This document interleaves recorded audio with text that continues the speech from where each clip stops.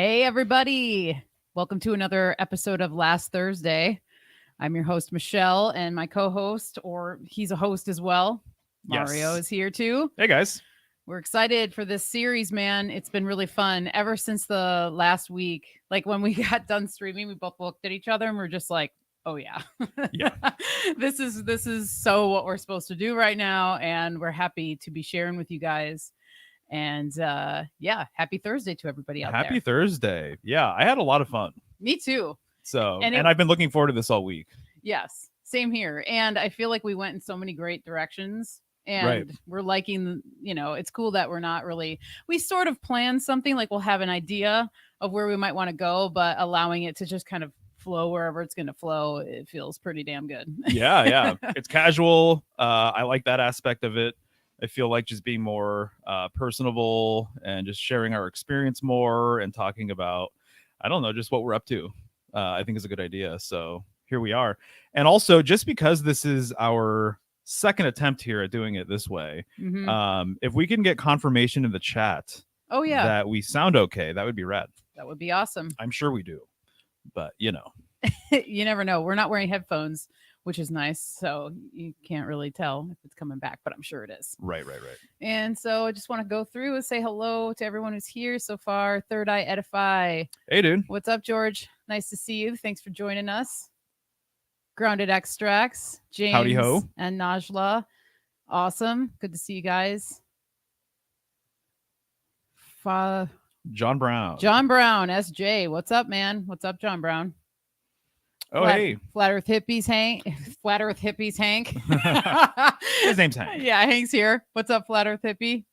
Pedro in the house. What's Hey, up, dude. man? Alice in Oz. Cool. We sound good. Awesome. Thanks, guys. Cool. Woo.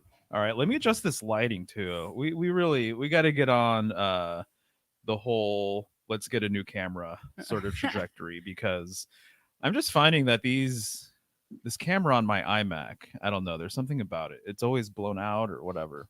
But yeah, we will persevere here. Yeah, and I think it's we've talked about it, but the light from the screen, just because the screen's so big. Right, totally. All right, so as we kind of want to have a tradition on this show of talking about what we're drinking. Yes. So tonight is special because we're going to drink some of the blackberry mead that I made. Ooh. So this one is actually over a year old. It's probably a year and like 5 months old, I think. Mm-hmm. So it'll be interesting to taste it because the last time we had it was at Stonehenge. Oh, right on. So same one. So cheers, bub. Cool. Cheers. All right.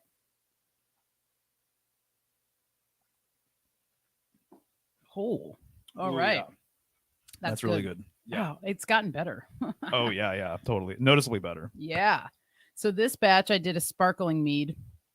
So when I did the second fermentation, I added honey, just like when you do kombucha, and you would add like fruit and sugar or whatever to the second one to create a sparkling mead. And I'm super glad I did. Yeah, definitely. I'm sure you've told people about the blackberry harvest. Oh, yeah. I think I have, but this was a different blackberry harvest. So what we're drinking are blackberries from our property. And then the mead that I made last summer, I used blackberries from our friend Mark's house. Right. Who lives only 20 minutes from us, actually, in the gorge as well. And he has a decent amount of land, and he has a section where there's just like tons and tons and tons of blackberry bushes. And me, Mark, and our friend Vanessa went out one afternoon, and it was like we got so many berries in such a great way, but hardly made a dent.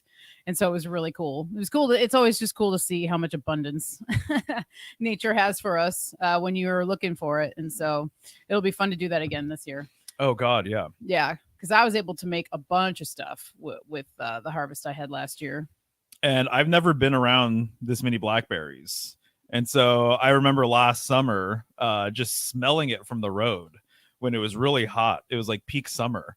And it smelled sweet and it smelled amazing, actually. Yeah. But just the fact that you could just be driving down the road or like walking somewhere and then you just get this huge whiff of blackberry. I don't know. The novelty is still there for me. Yeah, it is. It's nice. Yeah. Cool. Well, delicious stuff. As always, Thank your you. stuff is Seriously, always great. Wow, thanks, Bob. Yeah. Of It's really course. good. I'm like actually really stoked on that. I'm Right. stoked with how it's aging. And that's the thing with mead too. I think I heard Benjamin Balderson talk about, and I could be wrong on this, but he said that he had a friend who tried like either like a 10-year mead or a 4-year mead. I know that that seems like a big gap, but he was talking about how it was like drinking juice, like it was dangerously Ooh, yeah. good, and how it just mellows out more and more each year, and so it's cool. Just to remind you, didn't you want to say something to the people who have been purchasing this week? Yeah, I thank you because Yeah. that's one of the things I really wanted to do is just give a shout out to all the people who have placed orders over the last week or so, specifically once this last full moon offering came out. I really appreciate all the orders that have come through. We appreciate it, and it's so exciting because it just feels so good to be sharing my medicine with more and more people, and that's just been one of my favorite things that I've been doing this whole time. Gosh, it's like crazy that it's been in the works for so long. But yeah, just grateful for you all who are helping us out and ordering some medicine, and yeah, really excited to share it with you guys. So Yeah, definitely. And I know there's repeat buyers out there. yes, So thank you to those guys who keep on buying your products. Really, really awesome stuff. And you keep on getting fantastic reviews. So there are more people here. And let's say hi to them. all right. Hey, what's up, Andrea? Hey there, Cozy Crone. I just sang you some Sublime. Sang back to you. Oh, on Telegram. Yeah, she sent me a message. Nice. Hey What's there, up, Michelle. Michelle? I've got so many Michelles in my life. I don't need another one. Just kidding. Welcome. What's up, Decody? Cody, what's up, dude? And then, hey, family fun guy. What's up, Elise and James? Sirius B, I like that name. The best. Nice to Nice. see you. Try Angel, who we know. Is it going to show up? There it is. Hey, Debbie. What's up, Debbie? Nice to see you. Howdy, howdy. Nice. Some familiar faces. That always feels good. Yeah, thanks, guys. Thanks for hanging out with us on Thursday. Do you want to talk about your full moon offering? Oh, Just because it's, I don't know. it is kind of relevant just It's because I'm giving super the shout relevant. out too. And also, too, it's just like all week. That's what you're talking about and getting ready for and stuff like that. And I know you take a lot of time to prep everything and all that. So go for it. Yeah, thanks, bub.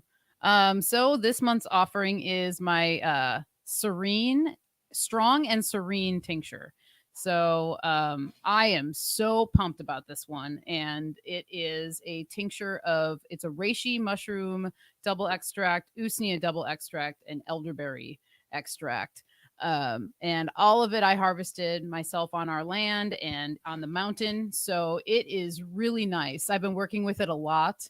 And, funny enough, I've actually been giving it to our cat, and it has seriously been one of the remedies, one of the first remedies I've given him in a long time, where it's literally kind of turned him around. Yeah, it brought him out of something. It totally did, because Yeah. and he's an older guy. He's 17.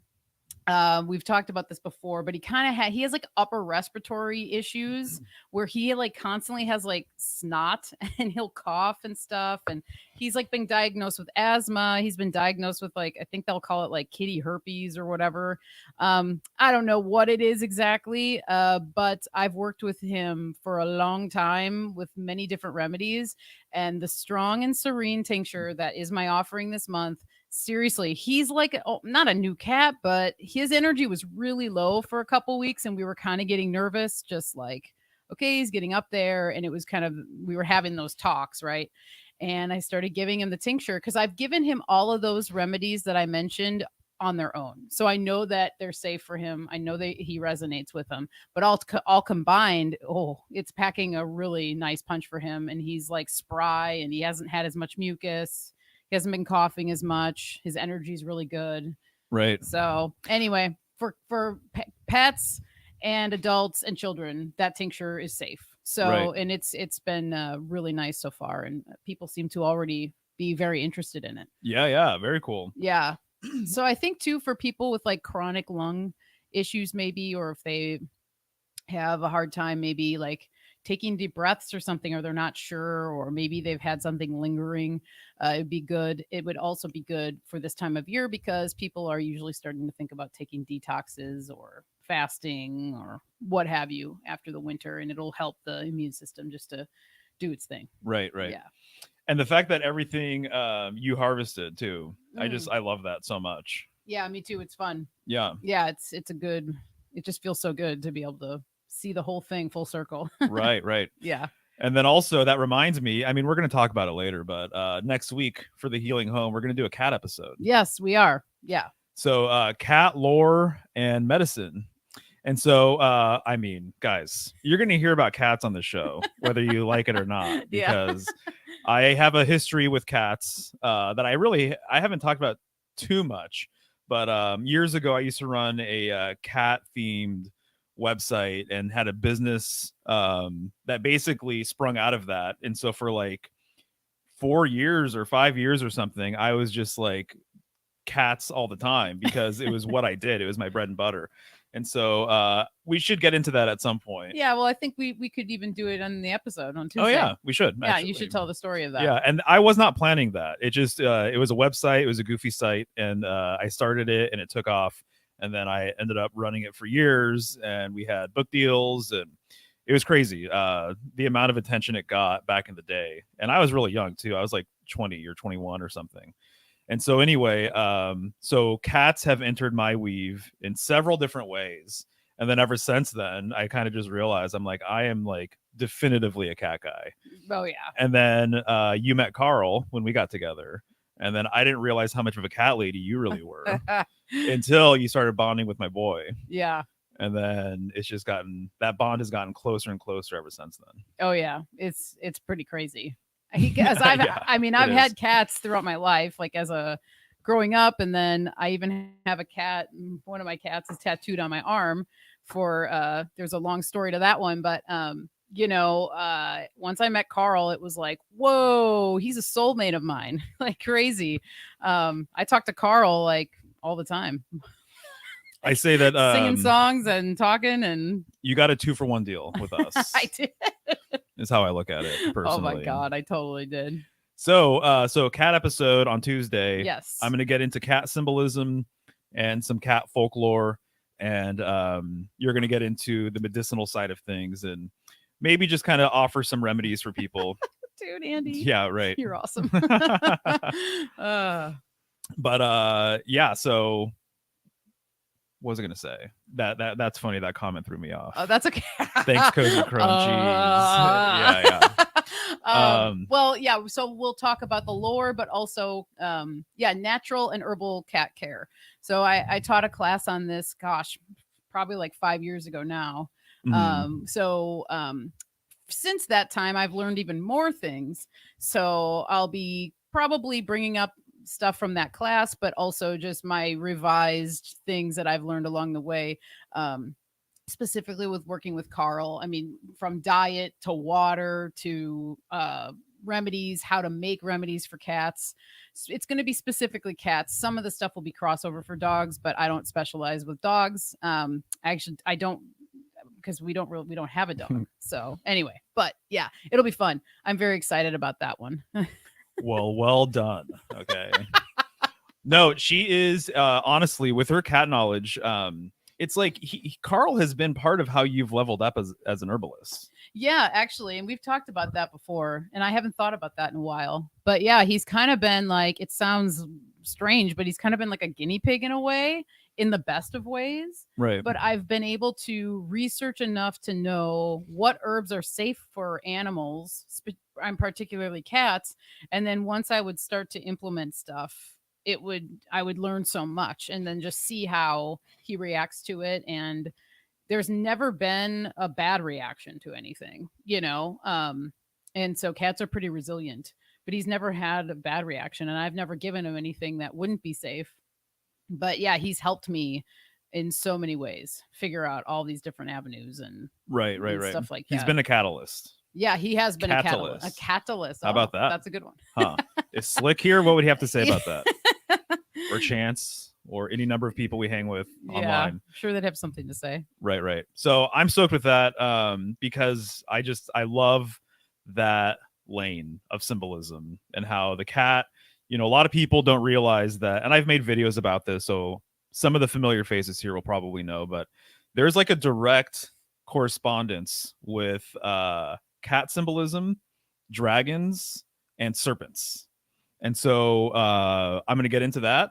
And then also I'm gonna get into the relationship that witches have with cats. Yes. And how it's kind of like I feel like it's in a way an expression of the Sophia sort of demiurge relationship, and or also the Virgo Leo relationship. So I'm going to get into all of that because those are some new thoughts that I've had that I haven't really expressed anywhere else. Yeah, well, when you say that, it makes sense to me on like a big level, actually. Right. Yeah, because then just even the whole connection with then bring the snakes in and everything. Right. Whoa. Yeah, that's a good one. Yeah, exactly. Yeah, that's good. So anyways, it'll be a good time. Yeah, man. Cool. Yep. 9 lives. That's right. Indeed. Yeah, for sure. Awesome. Well, one of the things we wanted to talk about today that we thought would be interesting is kind of talking about our history with paranormal activity, I guess you could say, with ufology, with sky watching. What's up, PK? And things like that, because I have always been interested in what's going on in the skies, as I'm sure a lot of you guys here probably are very much the same way. But growing up, when I grew up, and even previous generations and generations since, there is like science fiction obviously talks about aliens and UFOs and stuff all the time. Mm-hmm. Comic books are well known for talking about all that stuff. And I got interested in it mostly probably because of the X-Files. Oh, okay. When I was a youngin', I wasn't like a hardcore fan, but I saw it and I liked it, and I was interested in the subject of ETs and aliens and stuff. And I remember too, even in like 4th or 5th grade, I had a necklace, and it was an alien necklace. It was like this alien, and he was holding a crystal ball like in between his hands.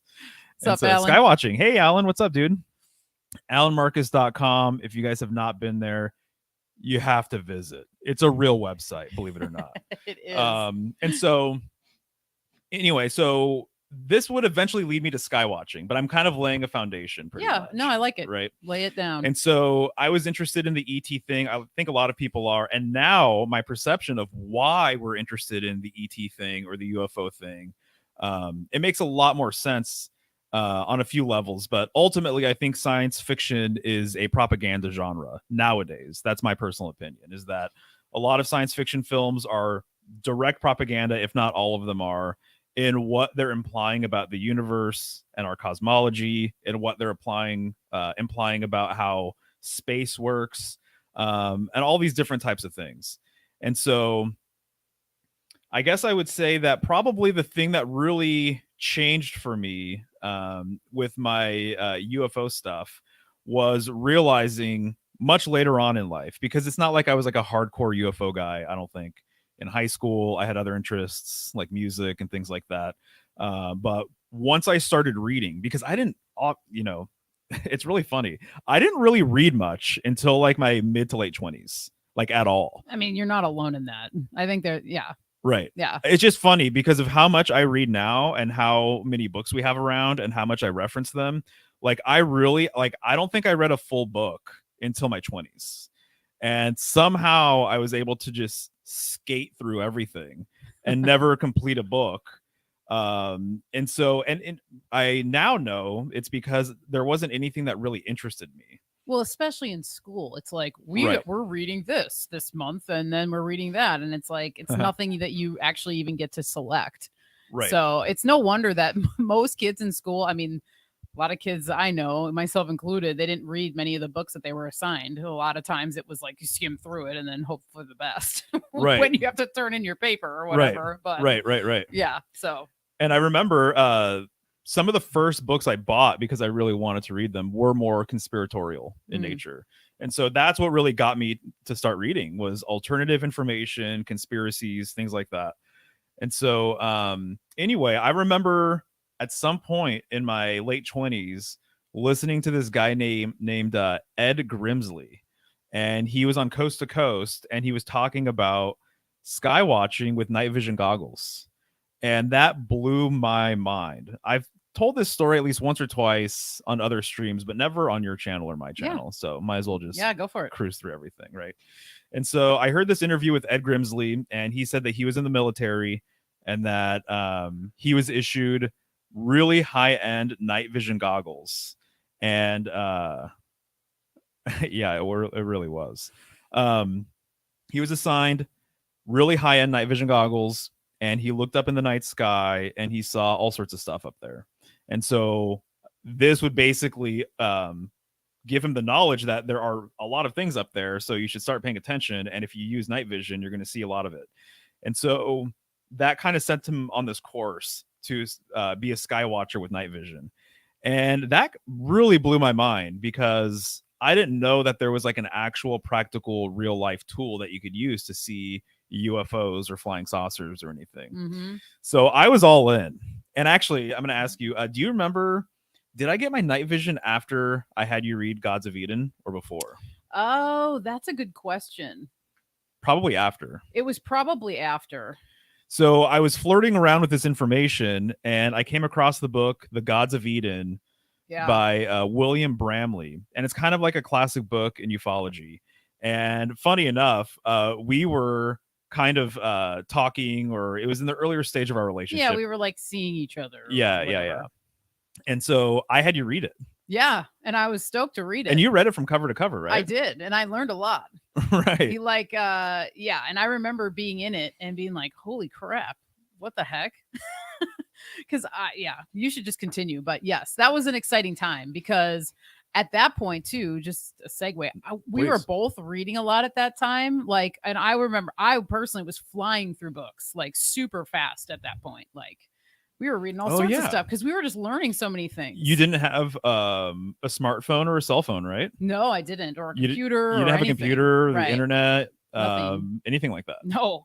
Yeah, and that was just awesome. Your bike. Just my bike. No car. Yeah, my bike and my apartment, and that was about it. So you had a lot more time to read. Yeah, I did. You were less distracted with things, I think. I think so too. But yeah, I was flying through books, and that was one of them. And it's a big one, but it's worth reading if you haven't read it, and if you're interested in, this kind of stuff. Right, totally. So he talks about secret societies and UFO stuff, and sightings from way back in the day, and like secret brotherhoods. I think he calls it the Brotherhood of the Serpent or something along those lines. And anyways, there's a lot of good information in there, interesting information. And so that kind of opened up a door with the UFO stuff that I had not explored. But when I came across that Ed Grimsley interview, I don't know how long afterwards, but I took out a credit card so that I can get night vision goggles. Yeah, I remember. And so I paid $3,500 for these night vision goggles. And I was stoked because I came across a website that sells night vision, not just exclusively for people who are sky watching, but they make it known that they sell to people who are going to use it for sky watching purposes. And so you could actually call this website and talk to them and say, hey, I'm interested in looking for flying saucers or whatever. And they would walk you through like, well, this is what we recommend because of this, that, and the other thing. And so that was really interesting. That was kind of fascinating to know that there's even like a legitimate business out there that knows that there's stuff going on up there, and they cater to those types of people. And so I ended up buying a pair. They came, and the first night, I'll never forget this. The first night I used the night vision, I was so excited. I was living in a house with several roommates, and I couldn't contain myself. But I think it was late or something, and I was like, I'm going to go out tomorrow night, but first, let me just look out my window to see if I can see anything. And I was not expecting to see anything. And I looked out my window, and so these are third generation night vision goggles, and it's a monocular. So it's just one lens. It looks kind of like a small scope sort of thing. And it's very similar to the night vision that a soldier would have hooked up to to their helmet, and you can also hook it up to a scope if you want to do that, and add it to a rifle or something like that. And so anyway, I opened up the window and I went out the window with my night vision. I'm like looking out the window, and literally, I swear, within like 30 seconds, I saw what people refer to now as a TR-3B. And the TR-3B is a triangular craft, and there were lights in each corner of the triangle, and it just hauled ass. And actually, so since then, I've seen it at least, I think, 2 or 3 times. Yeah. And then you've seen it at least. I saw it one time. Just once. Yeah. And then even our buddy Pedro in the chat, he saw the TR-3B once as well. And it was his first time too. Right? I'm pretty sure, because I'm pretty sure he was watching Carl and we left it for him, and I'm pretty sure it was just in the back of the Montevilla house, if I remember right. He can correct me. You're if I'm probably wrong, right. But I think that it was the first time, and it was backyard. Right. Again. So once that happened, and I saw my first flying saucer, my first UFO, my mind was blown again. I was like, oh my God, I can't believe it's working. And I just thought that if you went out there, you would just see triangular crafts, like, anytime you would go out, like, and that really wasn't the case. No. So even though we did, I don't know how many sky watches over the years, dozens and dozens of sky watching experiences, I only saw it a couple of times. And anyways, that was an interesting experience to say the least. But from there on, for at least like 2 or 3 years, that was a hobby basically that we had. Yeah. And so we would go out to a park or a school, or if we're traveling, we would bring the goggles with us. And sometimes you saw stuff, and sometimes it was incredible and kind of mind blowing, and then other times not so much. Yeah. Well, and I remember you calling me the next morning after you saw it, and you were, of course, yep, okay. Oh, at the school field. Oh, it was with Mario. Okay, gotcha. Well, thank you for correcting me. Thank you. Yeah. All right, cool. Yeah, dude. And when we've shown it to people and then they see it, it's like it feels almost like one of those things. I don't know. I think everything happens for a reason, but it's like the people who are meant to see it or something like that. Because we would go out, we would take people, and there'd be nights where it's like, oh, you didn't see anything or whatever, and whatever. But with certain people, it seemed to be like it was like amplified or something. Do you remember that, where it would feel like more amplified or more active or something like that? Yeah. And so but when you called me the next day after you saw it, and of course I was like, holy shit, like, whoa, that's crazy. So then that night we went out in your backyard, and then we saw another one, and then that was the first time I saw it. And in that same night we saw, I don't know if you remember this, but we saw, like, it was almost like it was like 6 to 8 lights or something like that in like some sort of like formation, kind of like an arrow. Yeah, that was just right on the horizon, and it was like moving, like very like flowing like through it. Yeah, I remember that. The stuff flows through the air like water. And so if you think about the concept of water up there, I mean, it has that same energy, like things are underwater or whatever. But we saw those two, the triangular craft and then that formation that night. And it was like, whoa. Right. Okay. Right. So, yeah. And one of the things we learned over time, and it's not like we're claiming to have the answers here, but just to say there's still a lot of mysteries about what is going on with all of this that we aren't aware of. Yes. How could you be? How could you verify what you're seeing is actually there, or how big it is, or how fast it was going, or who was traveling in it, or anything like that? So in a lot of ways, I kind of feel like I have more questions than answers after it. But what I was going to say is that once we started seeing stuff in the night vision, we started seeing naked eye stuff. Yeah. And maybe it was because we were just looking at the sky more or whatever, but there's several instances where we saw naked eye sightings that were pretty prominent and interesting. And so maybe we can go through a couple of those examples. Totally. So what's the first one that comes to mind that you want to explain? Well, the first one that comes to mind is the one in New York. Yeah. Yeah. Okay. So this was probably 2013, 2014. Yeah, and actually, we were going to Philly for the Free Your Mind conference. Well, we were on our way from Philly. Sorry, excuse me. Yeah, Well, that's but what same that trip. was the trip. Yeah. Yeah, the trip was for Free Your Mind, which I'm pretty sure was 2014, maybe. Yeah, I can't that sounds remember. about right. 13 or 14. Yeah, it was like springtime. And so we were in Philly for the conference, and then we took a bus from Philly to New York City. And on the bus ride, right as we were getting into New York, we were on like a freeway, overpass or whatever. And I think you may have seen it first, but Mario was looking out the window, and over a building, there was some sort of craft above a building, and it like wasn't very far away from us. No, it was pretty close. It was pretty all things close. considered, yeah. And the building wasn't very tall or anything, but he's like, oh my God, look. And so it was like this black, iridescent looking flying object, but you couldn't see like a disc or anything. It was almost like it had this energy where it was going like that, like it was turning in and out, in and out, in and out of itself. Yes, exactly. Like almost like it was going in and going out, and it was iridescent and it was like shiny, but it felt alive. It felt like it had a conscience. It was really strange, like very hard to describe. And so we literally saw it for maybe like 30 seconds because we were on the freeway. And so we're just seeing it, and then it kind of went out of view, but it was up there the whole time we were watching it. It never moved. Right. It was just hovering over this building and not very far above the building either. Right. No, exactly. For a little while there, I don't know if this is still the most accurate description of it, but you guys know the silver bean in Chicago?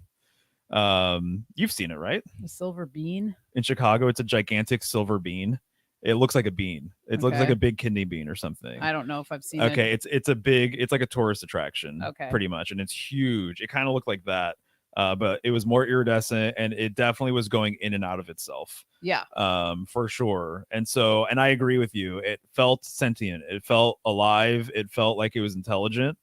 And I think probably what we were seeing is that my guess is that this craft, whatever we saw, existed and the same way we do too, but it existed on a higher dimension. Yes. And we could only just see the sliver of our light spectrum of what it actually was. Yeah. So it was probably either a bigger craft or maybe it looks different on another dimension. But we were just able to see, just what our eyes can interpret, which was like unfathomable and very odd and strange.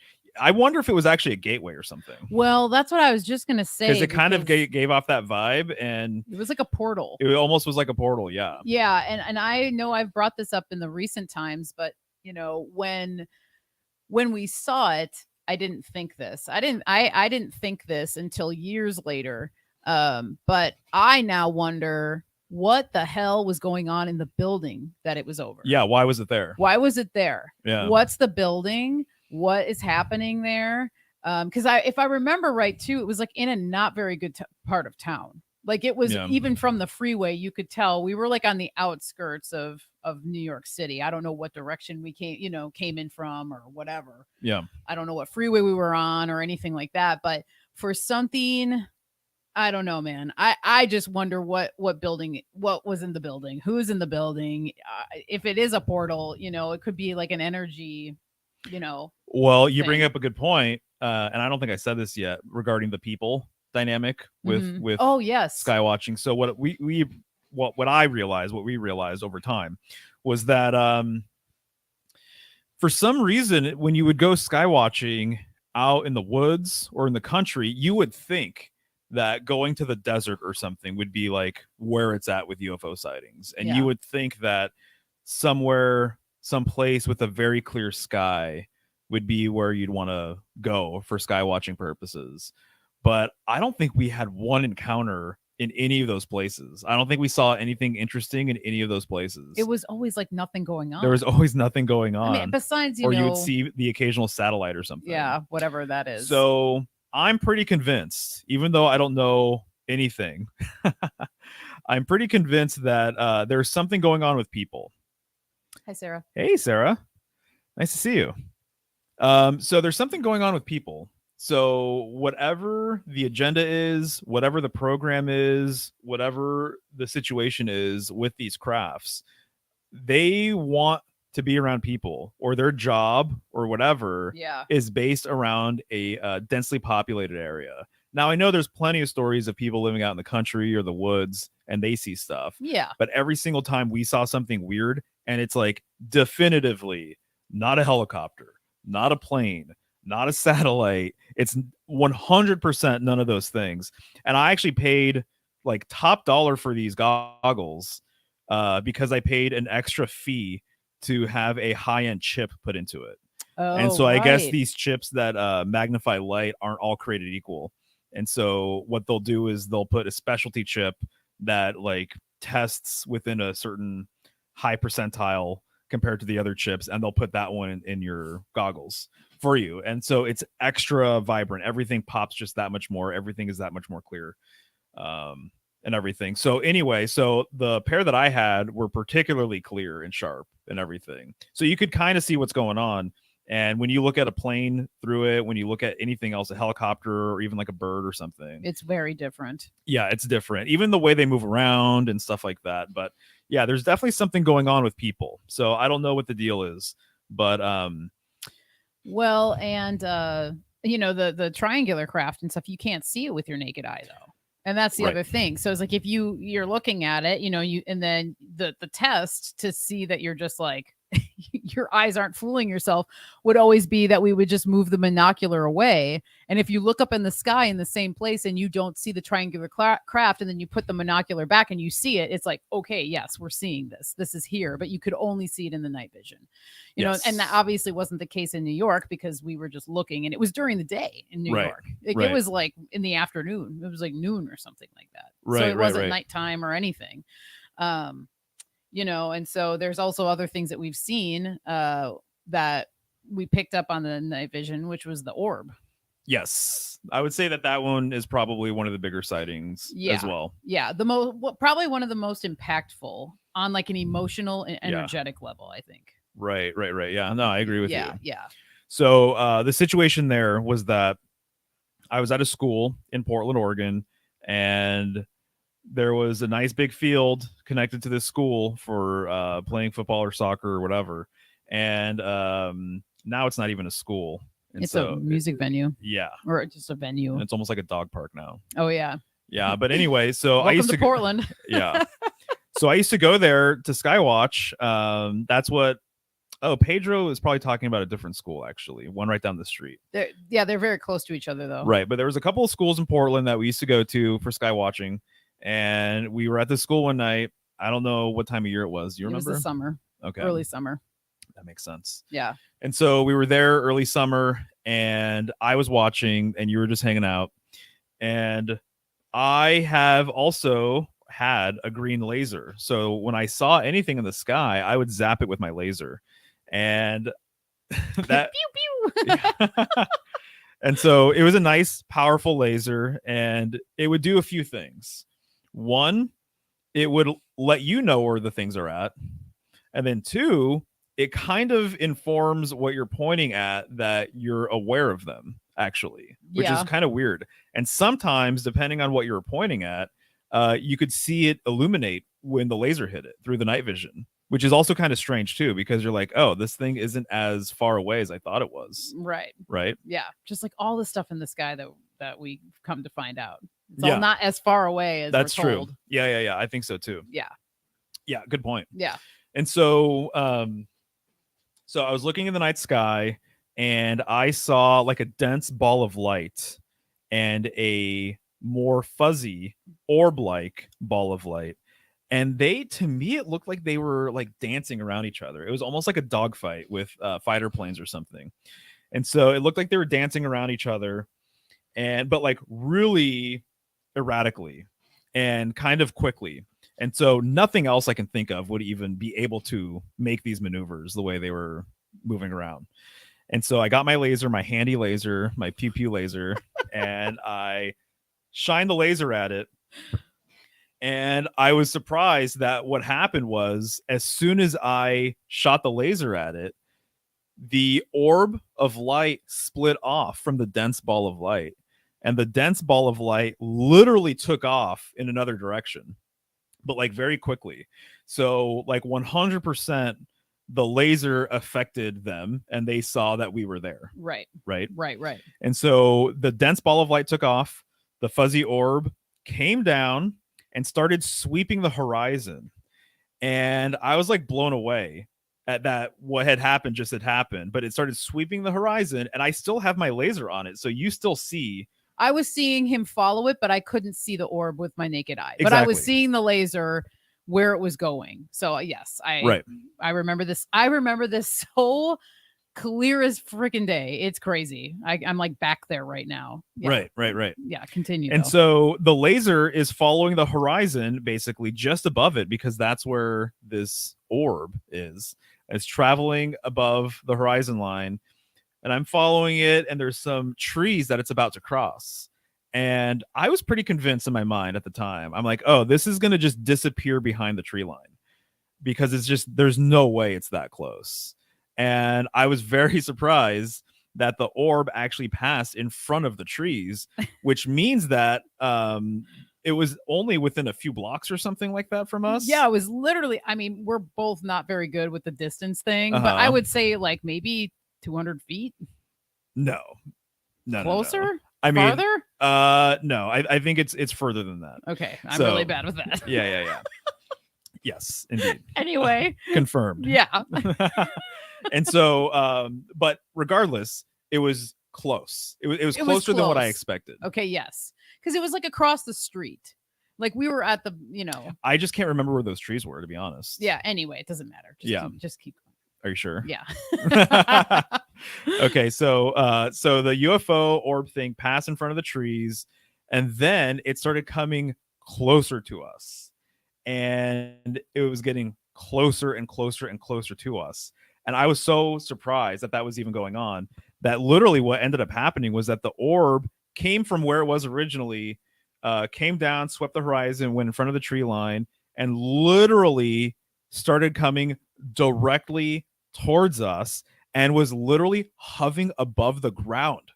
It wasn't even in the sky anymore. It was literally hovering just, I can't even, several feet above the ground. Right. And it came and passed directly through us. Like straight up. And I remember, oh my God, I can even feel the feeling I had. It was like I was anxious and I was excited, and I was just like blown away at the same time, because I was following the laser and I'm like, babe, the laser's like coming at us. Or I was like, it's right in front of us. And you're like, I know that's where it is. And it just went right through. And I had like, when you get like a head rush or something, you come up and like everything kind of goes white or whatever. Mm-hmm. That is what I felt. Like that's what I experienced. Like it was like, whoosh. And I remember just like opening my eyes and just feeling like, oh my God, what the hell just happened? Right. And then I remember both of us looking at each other and thinking like, what just happened? Like we felt an energy shift. Very distinct. Oh, yeah. And then we kind of were like, I think we should go. And we hung out for a little bit longer. But at that point, too, we were kind of like, we made the decision, too, of thinking and saying, there's nothing we could see tonight that would top this. No. Like there was no, it was one of those experiences where you couldn't explain it. It happened fairly quickly, actually, too, because I just remember you following it and then the laser coming. And then it was like, oh, my God, it's right in front of us. And I can remember even how the laser looked through the blades of the grass, like it was going through the grass. So it's kind of like splaying out and stuff. But yeah, that it was very intense. Right. And something wanted to communicate with us that night. Oh yeah. Like absolutely. hands down. And they did. It did.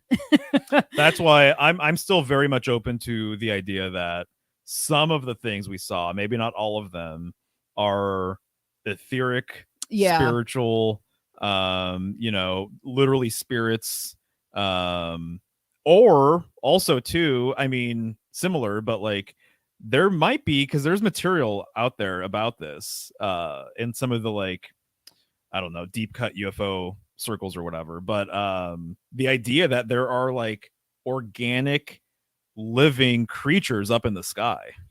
That there are things up there that are like there's a whole system up there of Right. creatures that we're unaware of, and most people don't look up anyway, let alone look up with night vision, because a lot of the things we would see, and other people commented on this when I would show them the night vision, that some of the things almost look like bugs. It Yeah. almost or like they're swimming or something. Yes. You know, it kind of almost looks like sometimes you're looking up with the night vision, and it almost looks like you're looking into like a petri dish full of like little organisms swimming around and stuff. That's a good way of describing it, actually. Right? Yeah.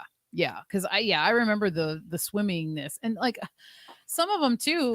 How Skyfish. I like that. Skyfish. That's a good way of saying it, actually. But how you described the dense ball of light being hit with the laser and then just like taking off. That's how some of those other things that we saw would react up in the sky, that were kind of seemed like they were swimming around. Mario or I or whoever was with us would flash the laser at them, because you couldn't see the swimmers without the night vision. So that was always the thing. The laser helped the people that weren't looking through the night vision at the time kind of get an idea of where things were. And then, whoever was looking at it would point it out and then pass the monocle over and say, okay, it's right there. Follow the laser. You can see it, or whatever. Right. And so it was really cool, because you take, I don't know, a couple people out or whatever, and then everybody usually would be able to at least see something like that. And then the laser would then sometimes affect certain ones, and they would just be like, pew, they're gone. They were out of there. As soon as they got hit with a laser, they were just gone. So, I mean, I think we were communicating with them in some way. And I think we were just at a time in our lives too, where we were really open to it. And just like with anything, when you're open to change, or you're open to prosperity, or whatever it is, things seem to flow more. And so for a while there, it was pretty profound how many experiences we were having, really. Right. Yeah. Right. Oh yeah. No, the gate's open.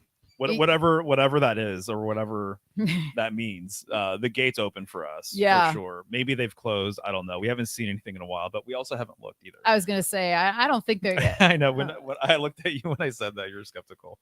That's really funny. No, I don't know if the gates have closed necessarily, but yeah. So no, I don't believe I've seen that at all. A B2 Spirit, aka stealth bomber. Huh. Yeah, no, I don't think so. I'm assuming, Alan, you've seen one, or have you just heard about them? He probably is. I don't know. That's actually a good question. Yeah, I'm curious. If you have seen one, let us know, because that's interesting to think about. Wow. With that particular sighting, we actually, and this is when I was a little more naive, but sometimes you got to go through these things to figure out where your line in the sand is. But I actually reported that sighting to MUFON. And so MUFON, for those of you guys who don't know, is the Mutual UFO Network, MUFON. And the only reason why I got hooked up with those guys is because another friend of mine who was really interested in the UFO thing, he really wanted me to go to a MUFON meeting.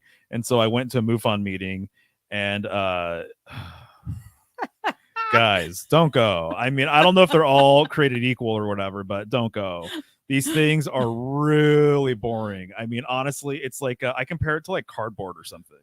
It's as exciting as really dry old cardboard. Oh, and so that's funny. It's true. It's so true, because these guys, I think MUFON is kind of a it's like controlled opposition, or not even controlled opposition, but it's a freaking it's like a cul-de-sac. That's what I was gonna say. They're leading the herds into these areas. Yeah. So if you try and bring up anything that's kind of remotely controversial, or kind of like a new school sort of like approach with what you think you're seeing or whatever, they just have their narrative.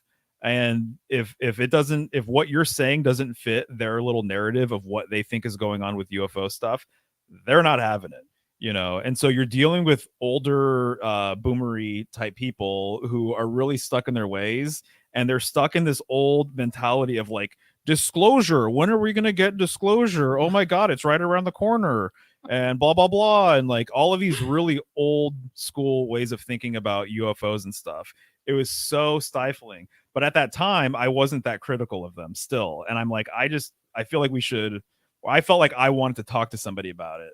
And so Yeah. we reported it to MUFON. They had one of their representatives come out, and not going to say his name or whatever. He was a very good guy, though. He was really nice. I mean, he's nice. And Yeah. you got to know him a little bit because you were going to those meetings. So Right. yeah. Oh, guys, and there's like I'm going to miss some of the details, so I'm not even going to dive into it. There are scandalous things about MUFON actually that I found out over the years, with like who runs it, what they're doing with like the data, like the whole like hierarchy sort of thing. So just think about it. There's an organization out there that collects like however many hundreds or thousands of UFO sightings, however often, and so for what purpose, for what reason, Exactly. Right. with all these things. And also a lot of these guys are not questioning like other narratives out there. They're just kind of stuck with the UFO thing.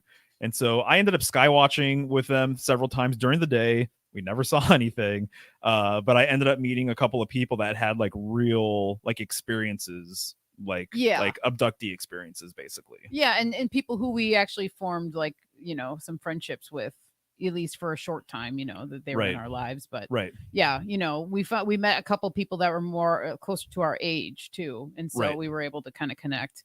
And then that kind of brings me. Are you finished with your thoughts on MUFON? No, go for it. I'll continue when you're done. Because it just makes me think of that time frame, and that's when we in McMinnville, Oregon. I don't know if they probably still do it, but every year they have a UFO festival. And McMinimans, who is yeah, we are on the MUFON list for sure. So McMinnville, Oregon, cute little town, and McMinimans is like a chain of restaurants and venues throughout the city. Which is we could do a whole rabbit hole on McMinimans too, because it's pretty interesting. A lot of the symbolism and stuff that they use, like they're in the know of. They're probably Masons and something like that. But anyway, regardless of that, they put on a UFO festival every single year, and so we got to go that year. So this was the same year when all of these things were happening. Wow. Is when we both were just like, well, yeah, we have to go to the UFO festival now. And there was a couple speakers there that we did want to see. Yeah, I remember. Yeah. Yvonne Smith was there, who we were pretty excited to see. But I would say going to that actually helped us, though, begin to wake up a little bit more with kind of the more kitschy, MUFON-y sort of like cul-de-sac traps that they set for people like us or other people who are interested in finding out what's going on. Yeah. And so it felt more like it's very it's very costumey. People are dressed up like aliens and they're walking around and they have a parade, and there's people with booths and things like that, but it felt very like disconnected. Like there was no real like connection there. Like you couldn't really. Literally, the way I look at it is, it was almost just like an excuse for people to dress up like aliens and put a green alien on a shirt and sell it or whatever. It felt like that. And so I think from that experience, it kind of opened our eyes to a different thing, and we started thinking about this stuff, a little bit more critically, I think, at that point. Yeah. Even though we were already thinking critically about it, but I think after that experience, we kind of looked at that. And even with the speakers that we wanted to see, it was kind of like, that was cool, but they didn't really go very far, just like with any of the people that are kind of put up to, make certain information just a roadblock for people. It kind of felt like that sort of event. Like they weren't going to go any further than whatever. And if you brought anything up, they would kind of stop you and then kind of, oh, no, that's crazy. It's like, well, what do you mean that's crazy? Look at what we're all here for. We're all here for like UFOs and aliens. And you're telling me asking a question about like a triangular craft in the sky is crazy or something. It's just kind of weird. So you could just tell they were like gatekeepers of some kind. Gatekeepers, yeah, totally. That's the word. Yeah. So no, for sure. It was a fun experience, though. That's why there's a lot of UFO material out there. I dip my toes in ufology every once in a while, guys. Just gonna be honest here. But I'm always disappointed unless I'm looking at the wrong stuff, but a lot of the stuff is like the same old recycled stuff that people have been talking about for like a very long time now. So I would say that the UFO thing, just like conspiracies and the truther movement, it's a business. So there's a business, and it's probably bigger than what we realize. There's a business in putting on these festivals and having these podcasts and having these events and putting out these books and talking about disclosure and talking about the Galactic Federation of Light or like whatever is going on. There's money to be made, and a lot of people, unfortunately, I've known a few of them. I think with any rabbit hole, I think you should get in and spend however much time you want to spend in there. Obviously, if it speaks to you, it speaks to you. But I think with UFOs as an example, I personally think it should almost be like a stepping stone to other things or something. That I think if that's like the rabbit hole you concern yourself with the most, I just feel like there's a lot to be desired or something. There's stuff that's not going on in that community that I think it could hold you back, basically. So if like that is like where you spend most of your time, again, do your thing. But I feel like ufology as kind of like a hobby or as a community or whatever, I think there's a lot of issues with it because they don't go in a lot of areas. They're very close-minded to a lot of things, actually. And the gatekeepers or whatever, they want the information to kind of look a certain kind of way for the most part. Yeah. But whenever I start listening to things again or start looking into some of the material out there, I always feel like there's something that I'm left wanting more, basically, and I want things to kind of be a little more put together, I guess you could say. Yeah, I could see that. And I always wanted people to be, just more open to questions or being okay going in like way more far out places than they seemed to be. So, yeah. Right. Okay, Decoded, interesting. Decoded is saying that he makes wood boxes for McMinimans, just condiment holders, but I know nothing about them really. That's super interesting. Oh, yeah, that's cool, man. They're a bigger local franchise, I guess you could say. Yeah, totally. But they're interesting because a lot of their spots are like very unique places. So they'll have a McMinimans in like an old schoolhouse, or they'll have a McMinimans in like some old like lodge or something like that. Yeah. So there's a few locations that are definitely in like strip mall areas a little bit, like the one by our old house. Yeah. But they kind of have an interesting thing going, I think, with their artwork and stuff like that. And there is, if you ever go to one, or even if you probably just go to their website or whatever, they like to use kind of like pseudo Masonic symbolism in a lot of their stuff. Yeah, they do. And actually, I mean, they do have a place that is outside of Portland. It's called McMinimans Ridgefield, and it's actually really cool because it's almost like a compound. I guess they have gardens that you can walk through, and there's a really, not really big. I've actually never seen a show or anything at the outside venue, but they have an outdoor venue where they have bigger acts that come through. Yeah. But there's a hotel there. There's a spa on the property. There's all these little cool, like smaller restaurants. Like they have like a couple speakeasies, like a downstairs basement place.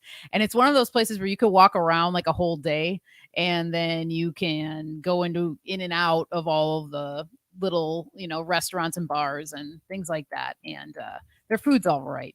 It's always like, every time I'm like disappointed, but it's more of an atmosphere sort of thing, I think. So if you're going there for like the cuisine, you might be disappointed, but it's pretty fun regardless. Totally.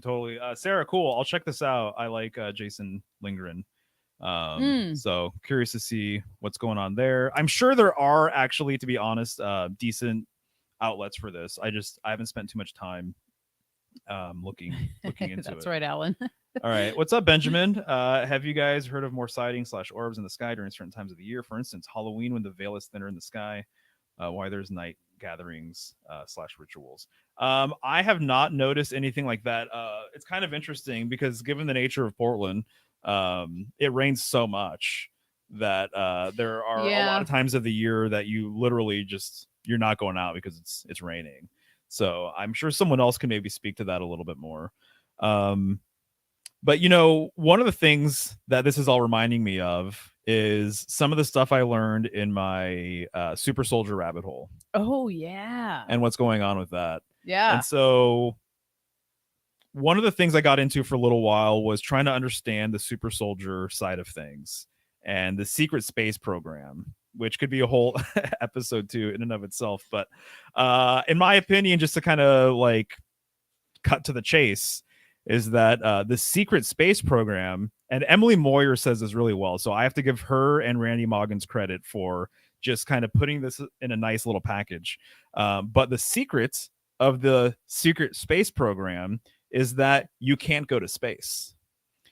Okay, so basically the way I look at it is, if you're a normie person and you're interested in UFOs, like I was, then you're going to come across normie outlets like MUFON, and then you might come across outlets that talk about a secret space program. Ooh, sounds exciting, sounds interesting, right? Yeah. And the idea behind this is that, oh, well, we've been going to space for decades, guys. We have bases on Mars. We have bases on freaking Saturn. We have chairs that can take you literally. Chairs? Yeah, I'm pretty sure they call them trip chairs. Oh my God. And that literally you can sit in the chair and in 30 seconds you can be at Mars. And do you remember the band 30 Seconds to Mars? I do, yes. That's what it's alluding to. And freaking the guy Jared Leto, yeah, who owns Lookout Lab. Yeah.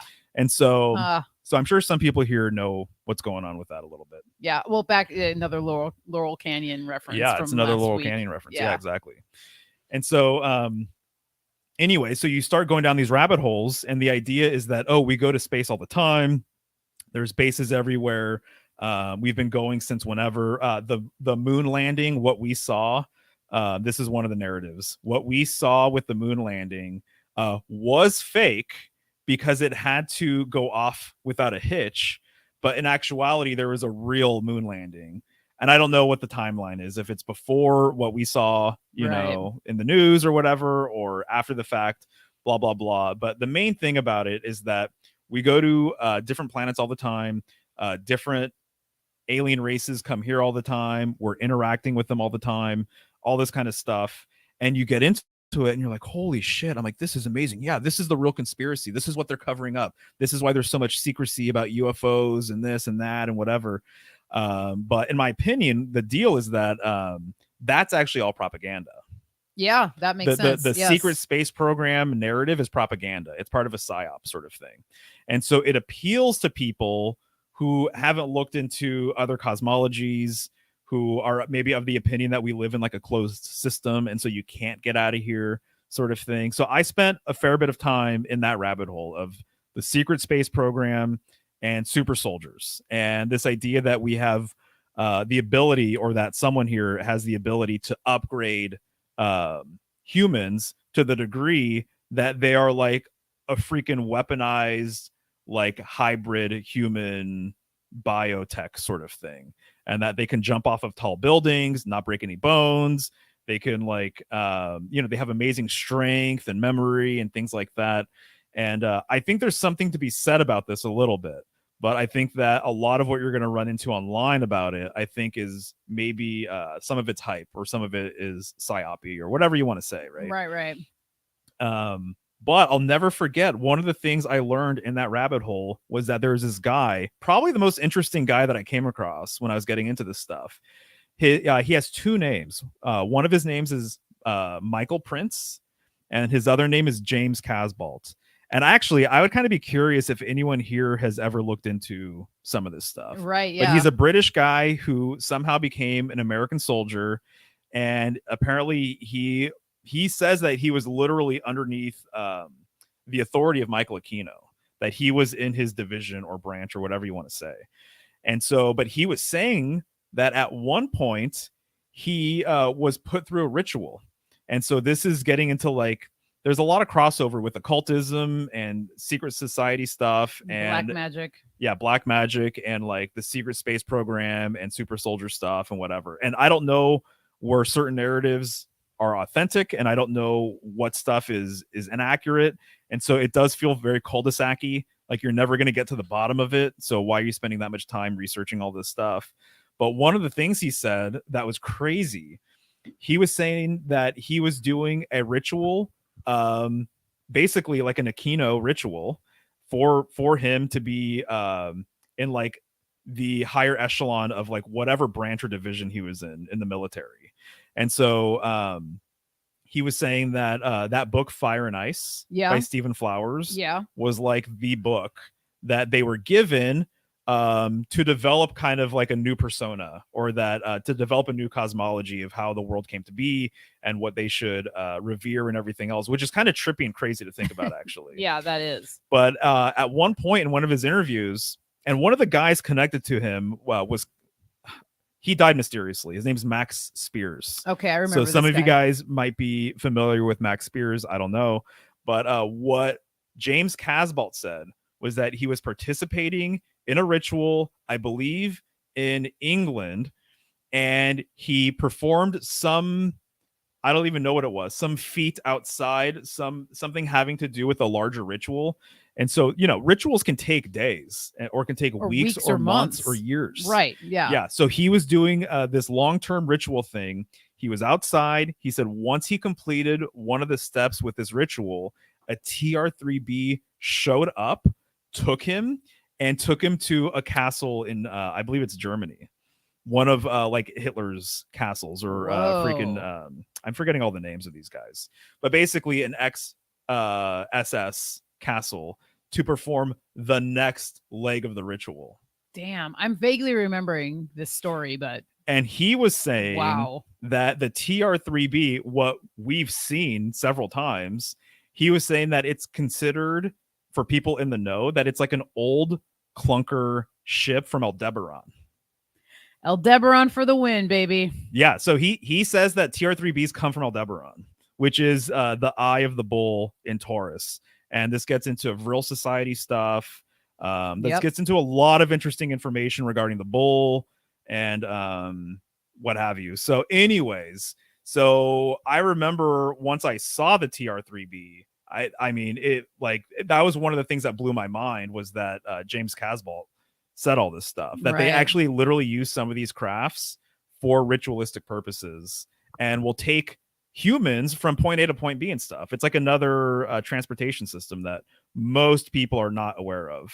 So anyways, I feel like I've been talking for a little bit. I'm gonna check the chat. Yeah, go for it. I You're just good. want to see what's going on, because I see it kind of scrolling or whatever. Wow. I mean, dude, whoa. I love this rabbit hole so much. And I love when it gets to the Aldebaran SS sort of connection, because Aldebaran, I mean, we have a big connection with it because when Mario was learning about the bull, and it's the eye of the bull, and then hearing all this, I've always like felt a really strong connection to Aldebaran. Like, I don't know 100% where we definitely are all from or whatever, but if the theory of we are all stars, or we're from the stars or whatever, I don't know. Once I started learning about Aldebaran, I had such a deep resonance with it, that it's like, wow, I feel as though I could have some sort of like past life connection with Aldebaran, or my soul has been there, or my soul belongs there, or something like that.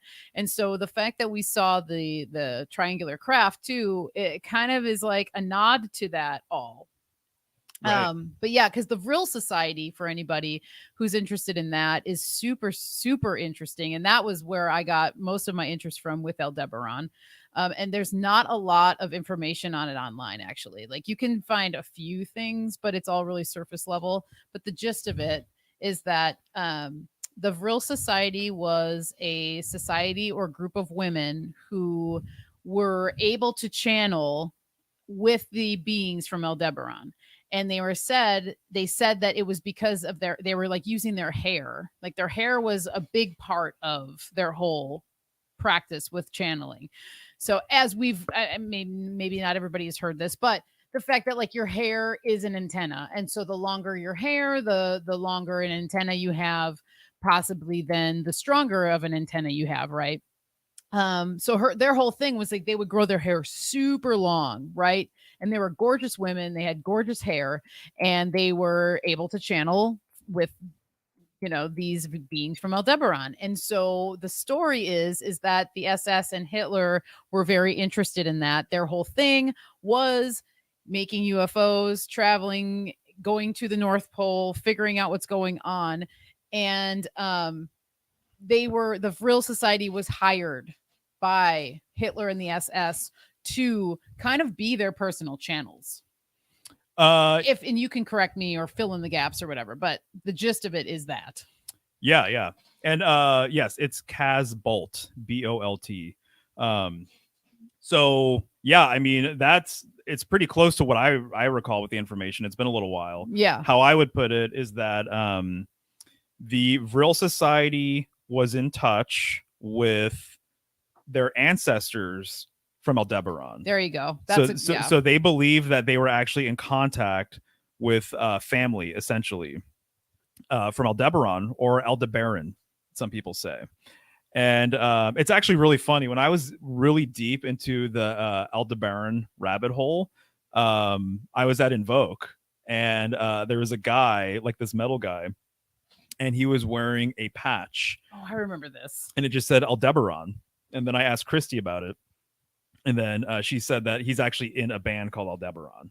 So there's a local band called Aldebaran. And that blew my mind because just because I fell in love with that star. It's a royal star. Yeah. You know, it's a huge, brilliant star. And so very red. So they were in contact with ancestors, and these ancestors gave the Vril Society schematics for a UFO. Okay. And apparently that's where the SS got their schematics for UFOs, was through the Vril Society. And so there's a whole connection here with potentially modern UFO flying saucers literally coming from Aldebaran. At least that's just one of the narratives. I'm not saying that that's exactly what I believe, but that's one of the things that's put out there. Yeah. Interesting. Dude, I'd be curious if anyone actually decides to look into this guy. I have not for years. There could be interesting things going on there. Maybe updates. Your antenna is getting less and less Reception, unfortunately. Bummer. I'm assuming you're referring to a receding hairline, maybe. That's how it goes, I guess. Yeah. Yep. I know it. Yeah. So anyway, so that's kind of how I remember it. Okay, no, you're probably definitely 100% right with the UFO thing. See, I didn't remember that part. So, and there's a book called The Power of the Coming Race. Yeah. By this guy, I believe his name is Lloyd Button. Button, Button, I believe. And that's all about Vril power. And basically, long story short, Vril appears to be another metaphor for ether, another metaphor for spirit. Yeah. And so the whole entire book is about this guy who, I can't even remember how he gets there, but he ends up in a subterranean place where there's a whole civilization down there, and they're using like etheric wireless technology, and they call it Vril. I believe the people were called the Vrilia. And so in the 1800s, Vril was actually kind of a more common term for different things. I believe it means power or like vitality, things like that. And so there's this product that used to be called Bovril. It was like a bovine cow thing. I can't even remember what it was, to be honest. But Vril had its moment in the 1800s. So I love that name. Yeah, it's interesting. Yeah. It's super fascinating. Everything connected to that. So So the super soldier thing is definitely an intriguing rabbit hole, although I think that there are limitations with how far you can go with it, and I think that that's probably by design. Yeah. But there are curious things out there about it. It kind of reminds me of I believe they're Swedish twins. Oh yeah, do you remember that video? Yes, I do. That were like running across a really busy freeway or highway. Yeah. And they were getting hit by cars, like one after another. And like surviving and still like running and still Yeah. like trying to evade the police and stuff. And they made it across the freeway after getting hit by multiple cars.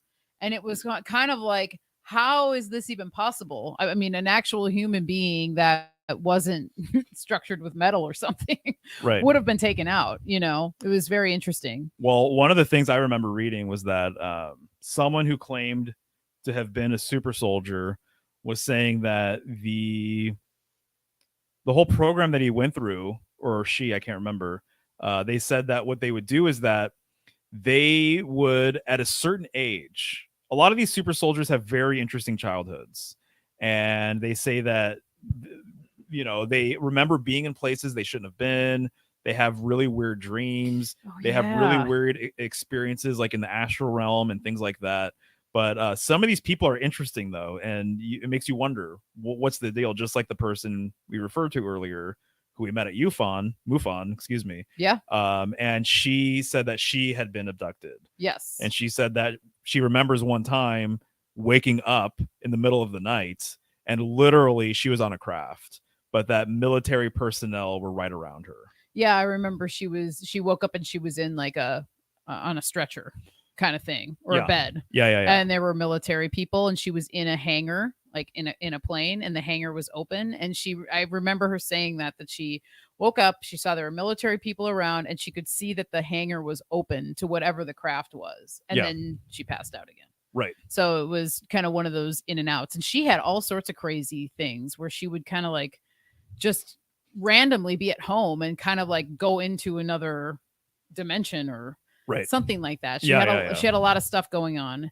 And, a lot of this stuff too is linked with trauma as well. So whatever that is, exactly. It's like a trauma response, or it's something happened to them at a young age, and that's the other thing when you were learning all this stuff, that was one of the common themes, is that a lot of this was happening to younger people or children, and their parents or father was like the person that introduced them to something. Where one of the stories that comes to mind, and I can't remember who it was, but there's a story of, he's a little boy and his father took him to like a general store in like a small ass town.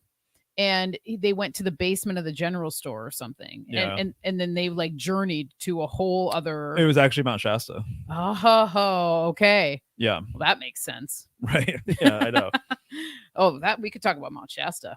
Yeah. That'd be a fun one. Yeah, that's a good one. Dang, his name is escaping me, but I know there's two guys that we both saw at that Free Your Mind conference. Yeah. And one of the guys was running for president. Oh my God, Andy something. Andy Bashago. He's one of them that had, from a young age, was kind of groomed or brought up in this sort of military, whatever the hell it is. I mean, at the end of the day, it's a grand experiment. Just like, in my opinion, we are all going through a grand experiment. I think that we're experimented on all the time, in multiple different ways, with all sorts of things, through media, through food, through entertainment, through aliens. It's kind of like an experiment to see through cowpokes and fake diseases or whatever. It's all an experiment to see how people will react, and then they take that reaction and they apply it, and then they carry on. But the other guy that comes to mind when I think of the super soldiers is James Rink. Oh, yeah. And he's an interesting character. Yeah. Totally. Yeah. He is. Well, so I was going to say real quick, you mentioned trauma, Mm-hmm. and that's what I was going to talk about, is that the overlap with whatever it is. And this show is just for us to kind of freestyle with all of these thoughts. So it's not as structured as a presentation, or like I'm going on some other show, because when else do we get into any of this stuff? The True Man Show. Nice. I like it. Yeah. Thank you, Family Phone Guy. And then also too, before I get into stuff, yes, exactly, Sarah. Max died under sketchy circumstances. That's what I remember for sure. 100%. I mean, it's not like I knew the guy or anything like that, but I followed him for a little while, and it was weird when he left, and it kind of made sense too because of some of the things he was saying. But what I was going to say is that there is an overlapping thing with MK Ultra and the super soldiers. Yes. And so the idea is that a super soldier represents next level MK Ultra. And so they always talk about the different generations of MK Ultra and different generations of super soldiers. And that over the years, the technique has been refined on how to create these super soldiers. And so Gen 1 super soldiers have certain abilities. Gen 2 have stronger abilities. Gen 3 has better abilities, so that they've refined and perfected all of these various techniques, from my understanding, on how to create these people, if they even exist to begin with. So I'm just kind of repeating some of the common narrative stuff out there about these people. But one of the things I was going to say, because you mentioned, or we talked about the Swedish twins, Mm-hmm. and how they were getting hit by cars and stuff. I'll never forget James Rink. He interviews a lot of these people. And I'm sure he still does. I just haven't listened to him in years, But this guy was saying the way they make their bones so strong is that apparently whoever these programmers are, supposedly they figured out a way to basically have somebody be blasted with frequency at a younger age. And what it does is, he was saying that the frequency is so strong that it's literally creating micro shatters in your bone, and then your bone heals, and then they repeat the process, and then they repeat the process, and they're using different frequencies. And so everybody knows, probably, my understanding, right, is that if you break a bone and then it heals and you break it again, it's not going to break in the same place. Correct. And so that's what they're doing to the whole skeletal structure. Whoa, I vaguely remember this now. And so the guy was saying that there is a frequency that they use, and they know all of the techniques and all of the details with it, and that you're literally wow, you're in this chair, or you're laying down, or whatever the deal is, but you're strapped in, and that they're sending these frequencies through your body, and they're creating these micro shatters in your bone to heal, and then they'll do it again, and they know however many times to do it to create really, really dense, very strong bones where like you can jump off of like a 3-story building and survive, sort of thing. I mean, or get hit by a car in the freeway, right, and survive. And to me, that seems like something the military would do. Who knows? I don't know. I mean, I I'm just repeating what I've heard, but it is interesting though. Because I think about all the studies with frequency, and obviously there's beneficial frequency, and shout out to Chance, because I always think now when I think about frequency and sound healing and stuff, my mind goes right to Chance. But okay, this makes me think about it's a newer thing within the last like 10 years, I think, in the cannabis industry of growing. Mm-hmm. It's called super cropping. And basically what you do with the cannabis plant is you injure the cannabis plant to the point where you like break the stem, but you like bend the stem basically.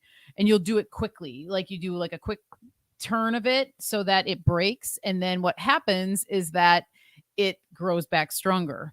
And so even on the cannabis plant itself, like it'll almost grow like outward, like a callus on certain areas, and it makes the plant stronger. And then you prune it back quite a bit so that like a lot of light and air can get into all the buds and stuff. But like all the branches that you have are really, really strong, but you're injuring it right in order for it to grow back. Because then when it grows back stronger and stronger and stronger. And you can keep injuring the same place, not the same place, but places right next to it or whatever. And you can look it up online, but there'll be like big knobs, up and down the stems of these plants. Right. But, people say it increases the yield because you're kind of stressing them out a bit.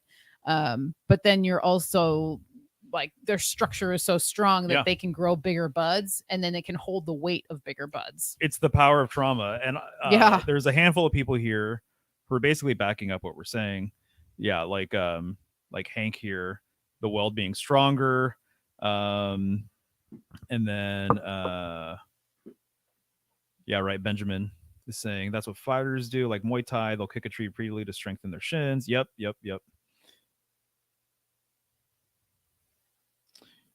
Yeah, exactly.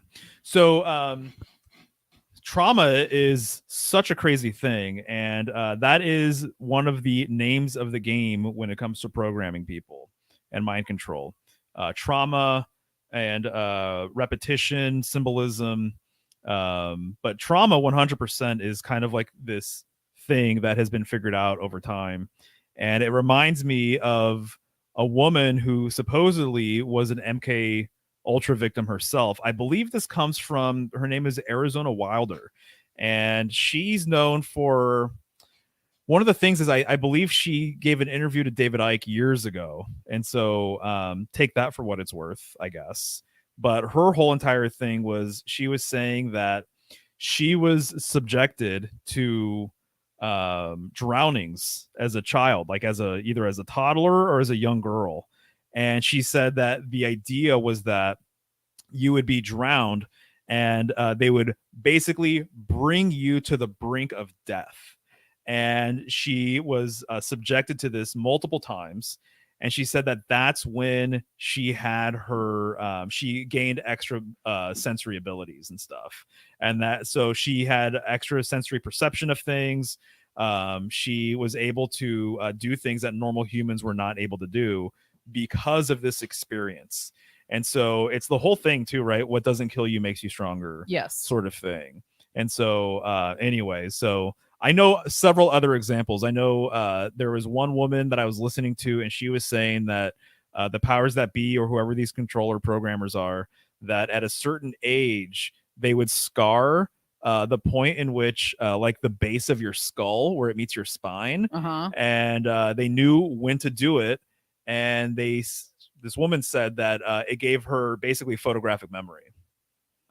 Interesting. And so that there are procedures that can be done as you age, supposedly, that'll give you some super soldier like, you know, capabilities and stuff. Wow. Well, so just like a freaking Kathy O'Brien and stuff. Oh, yes. You know, she went through hell, but because she went through hell in her younger years, she was able to have like an insane memory and all this other type of stuff. Yeah, makes sense. And it's kind of just like you know, well, it's different, but I always think about somebody who's blind. You usually hear they have like a really hyper sense of hearing or something, or their sense of smell is stronger or something. It's almost like it's their body making up for the lack of one sense, and it kind of like kicks up another. And that is really freaking interesting to me. But I think about, that the deprivation, being underwater or something, and having to have almost get to death by holding your breath. And that is something so crazy, because I think too, I imagine I wonder if you go unconscious for a second, and then I always trip out and think, what happens when you pass out? You know, when you pass out, not from drinking or any other drug or whatever, but when you just are overwhelmed with something, and you pass out, I always think to myself, like, where do we go then?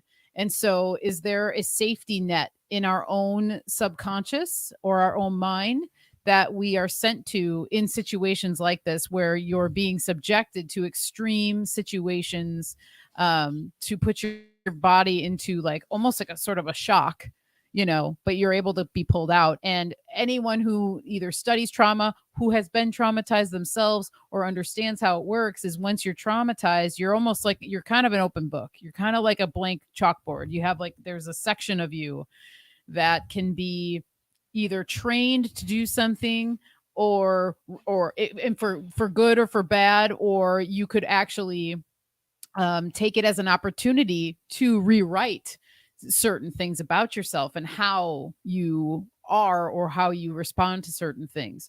But that's like one of the things with trauma.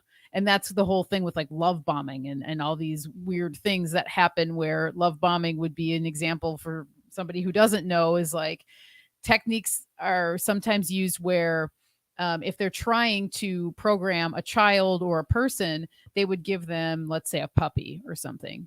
And the child bonds with the puppy for 6 months. And then at the end of the 6 months, the person that gave them the puppy says, okay, now it's time to kill the puppy.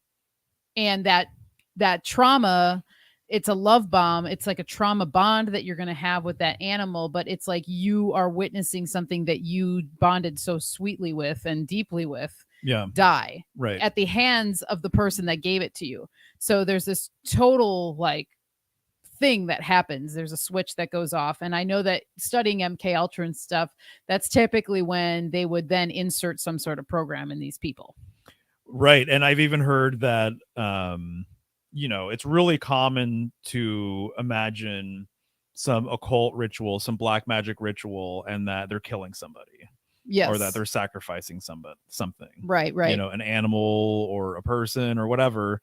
And what I've heard is that, and maybe it's not like this all the time, I don't know, but that when that occurs, oftentimes it's actually for the response of the participants who are there.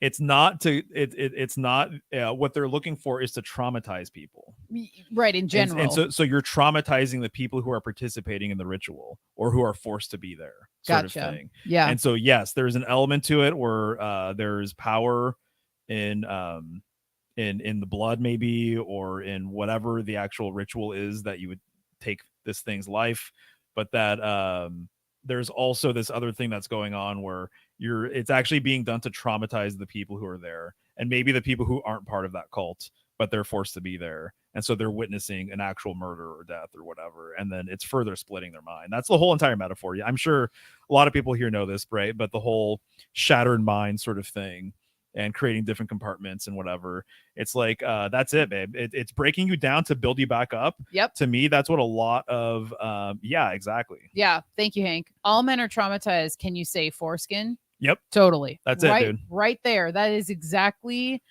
the trauma break for so many men. Right. Everywhere, and whoa, yeah, that's a whole rabbit hole too. But yeah, no, it's exactly the same thing. It is. I think too.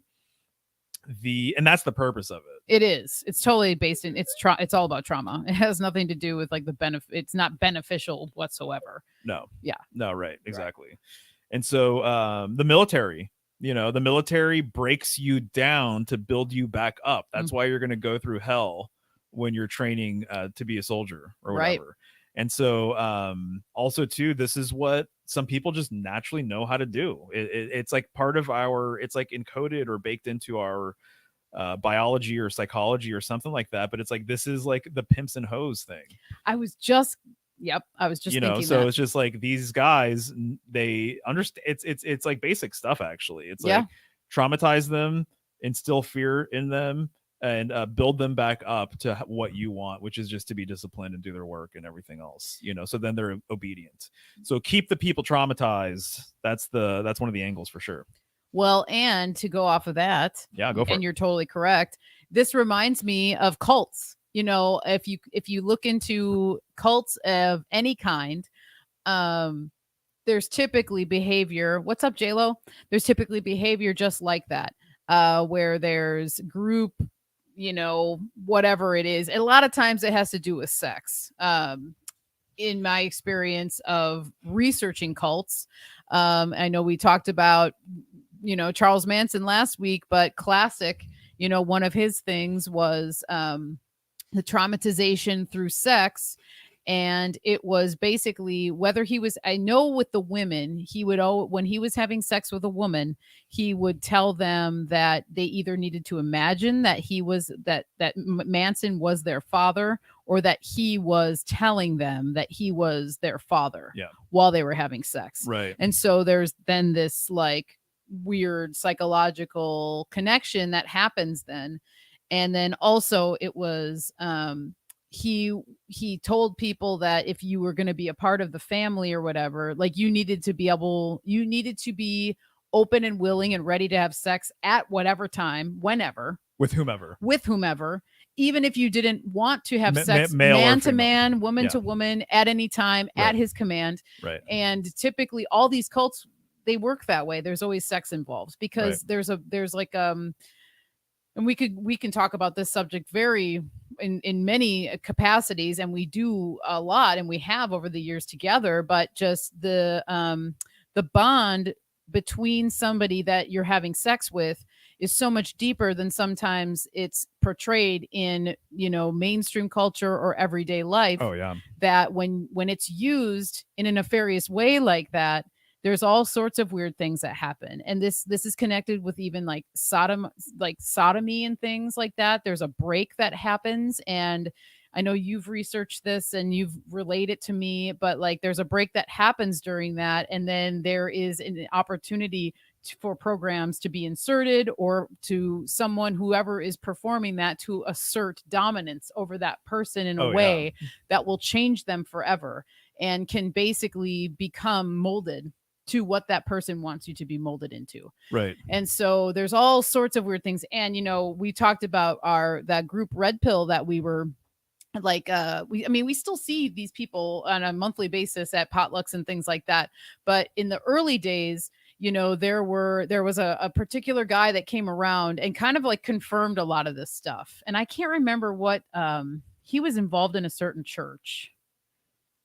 And I don't remember his name. Who are you talking about? It was a guy that was coming to Red Pill when we were still at Round Table. Uh-huh. And he was talking about how like the sodomization of young men is like to enlighten them.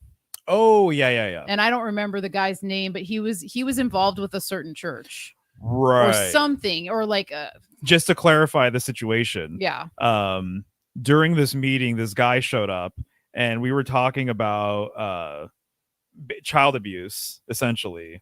Child abuse, different rings that might exist that perpetuates child abuse and everything else.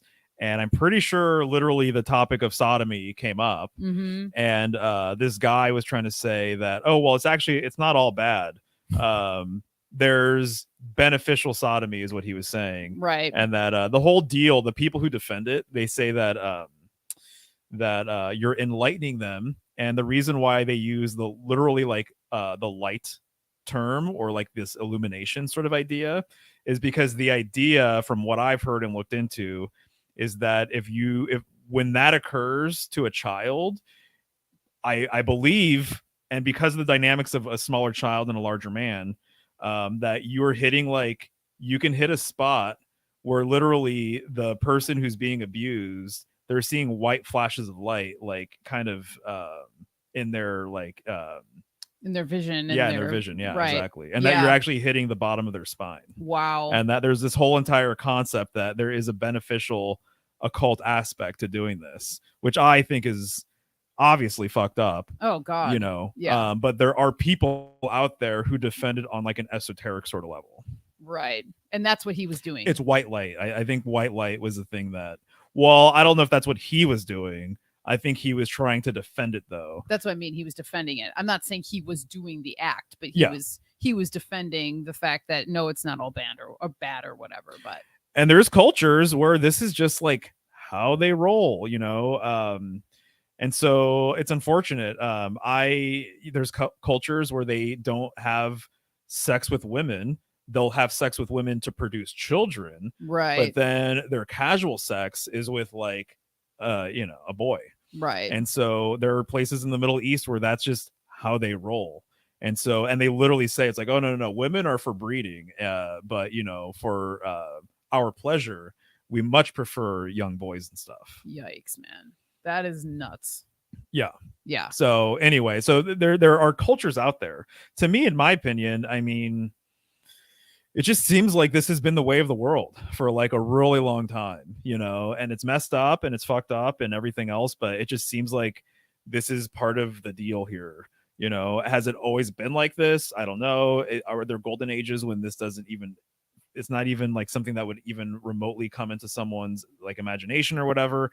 I don't know. I just know that when people sometimes refer to some areas of the Middle East, they refer to it as the land of sand and sodomy. Whoa. Damn. Yeah. Wow. Yeah. And that's just the deal. It's like a cultural thing. It's a cultural thing. Yeah, man. Wow. As messed up as it is. Yeah. You know. And that's the thing with the stuff. I mean, we kind of got a little dark there. So sorry for anybody that isn't feeling that, but you know, it's that's one of the other reasons we started this show. Yeah, that's actually true. It's honestly, I mean, this is stuff that we have heard about.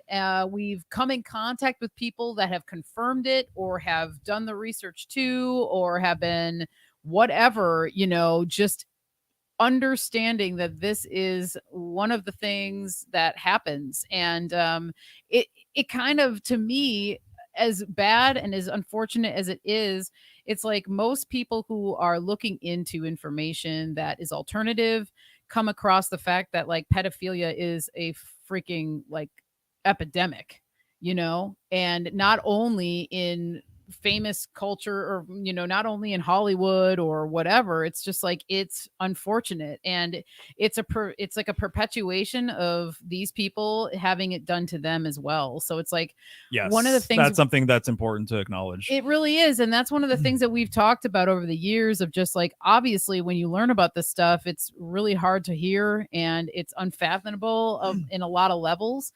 But the other thing is that it continues happening because the person that's doing it, it was done to them. Yes. And then the person that did it to them, it was done to them. So it's this huge, exactly. Sarah G just said it, energy harvest. Yes. It's this huge freaking loop of trauma.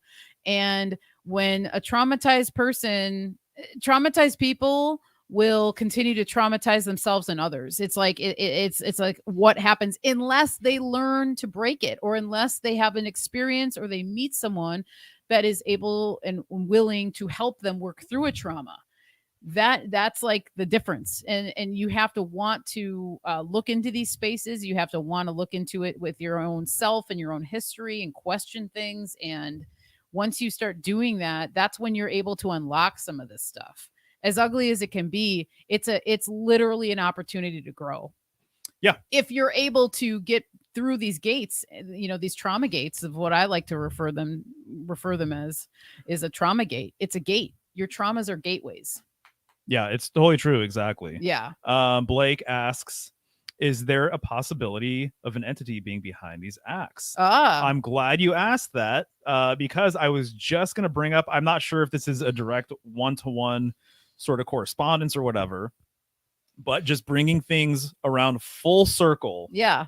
How we ended up here through MK Ultra Yes. stuff, trauma-based mind control, super soldiers, and we've been fortunate actually to literally have several conversations, in-person conversations, and get to know a little bit of one of the like premier trauma-based mind control authors in existence, which is Fritz Springmeier. Yeah. And so we could talk about him at some point, but and I'm not saying that I just back all of his work wholeheartedly or whatever, but he is like one of the OG MK Ultra deprogrammer guys. Okay. And he's an interesting guy. He used to live locally, and so we met him a few times. And anyway, isn't it interesting, Blake, bringing up other entities being behind these acts, that what's one of the common narratives with aliens? Abduction and probes. Yes. Yeah. What's up with that, guys? Yeah. What's going on with Yeah. ETs being so commonly related to this act of anal probing people? Right. There is something going on with all of this stuff, and I'll just say, and I hope I'm not. It's just the title. There is a fantastic researcher of things related to MK Ultra mind control, and he's actually one of the guys where when we first got together and I realized you were interested in some of this stuff, that I had you read his article. Oh, yeah. And so his name is Ron Patton, and another local guy, and he's been around. And so people who maybe listen to Clyde Lewis might know who he is. People who maybe have read or picked up Paranoia magazine might know who he is. But one of the first articles that I came across about mind control that really put everything together for me was his history of mind control. And when I read it, I was like, wow, this is it's concise, but it feels kind of thorough, and it's very like to the point and everything else. Should I share my story about how I even came across this article? Yeah. Right? Yeah. Okay. Just for context, guys. So I started getting into MK Ultra stuff and mind control programming, and the first book I ever bought, I actually still have. I haven't parted with it because I just feel like I'm not going to read it again, but I just kind of feel like I want to keep it around because it opens so many things for me. And so the first book I bought on the topic is this one right here. Let's see. Oh, yes. I remember this one. Psychic Dictatorship in the USA by Alex Constantine. And so even look at that artwork. Yeah, that's kind of, I really like it, actually. Right? Yeah, it's really good. It's very well done. Right. So it's simple, but it's like very captivating and right. Pretty much says it all. Warning. So anyway, so this is the first book I read about mind control when I was getting interested in the topic. And there was a buddy that we used to have, no longer living in the area or anything like that. But I was reading this book, and we would just get together and watch mixed martial arts. We would watch fights, UFC stuff. And I would go over to his house, once every week or two, and we would hang and chill, and we would just talk, and watch fights. But I brought up this book to him, and I said, I was like, dude, I'm like, this mind control stuff is crazy, and it's blowing my mind. And how aren't most people talking about this stuff? And he kind of humored me, but he didn't really say much, to be honest. And it was like several weeks of me reading this book and then coming back and saying, hey, I just learned this new thing. Did you know this? Did you know that? Are you aware of this history, that history, blah, blah, blah. And again, he was kind of like, he was being very vague with his responses until one day, again, probably like a few weeks or something of me going on about MK Ultra stuff. And he said, dude, he goes, I have something to tell you. And he said, my mom basically believes that she's a victim of MK Ultra. And he said, I literally was reading this exact same book. He had read the exact same book, but he did not tell me at the very beginning that he had read it. He said, I was reading that exact same book. And he goes, I started talking to my mom about it. And he said that opened up the floodgates and that all of these memories came back for her. And she had realized that she was under some sort of spell related to some of this stuff. And she started doing hardcore research about the Illuminati, MK Ultra stuff, all these different things in the late 90s. And he said that she printed out all of the articles and he went into his closet and he pulled out this like manila folder thing. I remember this. I remember when this happened. This is crazy. And this was a while ago. He literally pulled this out, guys. You see how thick that is? Yeah. Okay. So he pulled this out and said, these are literally all of the articles that she printed out from like the 90s internet about all of this stuff. And so one of the first articles that I read was actually this one right here. So I don't know if you guys can see that very well. Probably not. Probably not. But it says Project Monarch, Nazi Mind Control by Ron Patton. And I read it and it blew my mind because there's so much interesting stuff in here. And so what I just showed you guys are just all of these old articles from back in the day. So this is from 1996 right here. Wow. And I had Michelle read it. And I said, babe, you got to read this because it's pretty crazy. And so the actual article, I believe, is called A Brief History of Mind Control is what it looks like. And so anyway, years later, we would meet Ron Patton, talk to him. He came to the group a few times. He did. And we would just chat and stuff. And I told him this story. I'm pretty sure it was just like, hey, dude, I read one of your articles way back when. It was really, it hit me at the right time. It was very interesting. I made my girlfriend read it. She liked it. Crazy enough. I was like, what? Tell me more. And so he told me, and I don't know if he's published it. And but it says so much. Just the title in and of itself says so much. Yeah.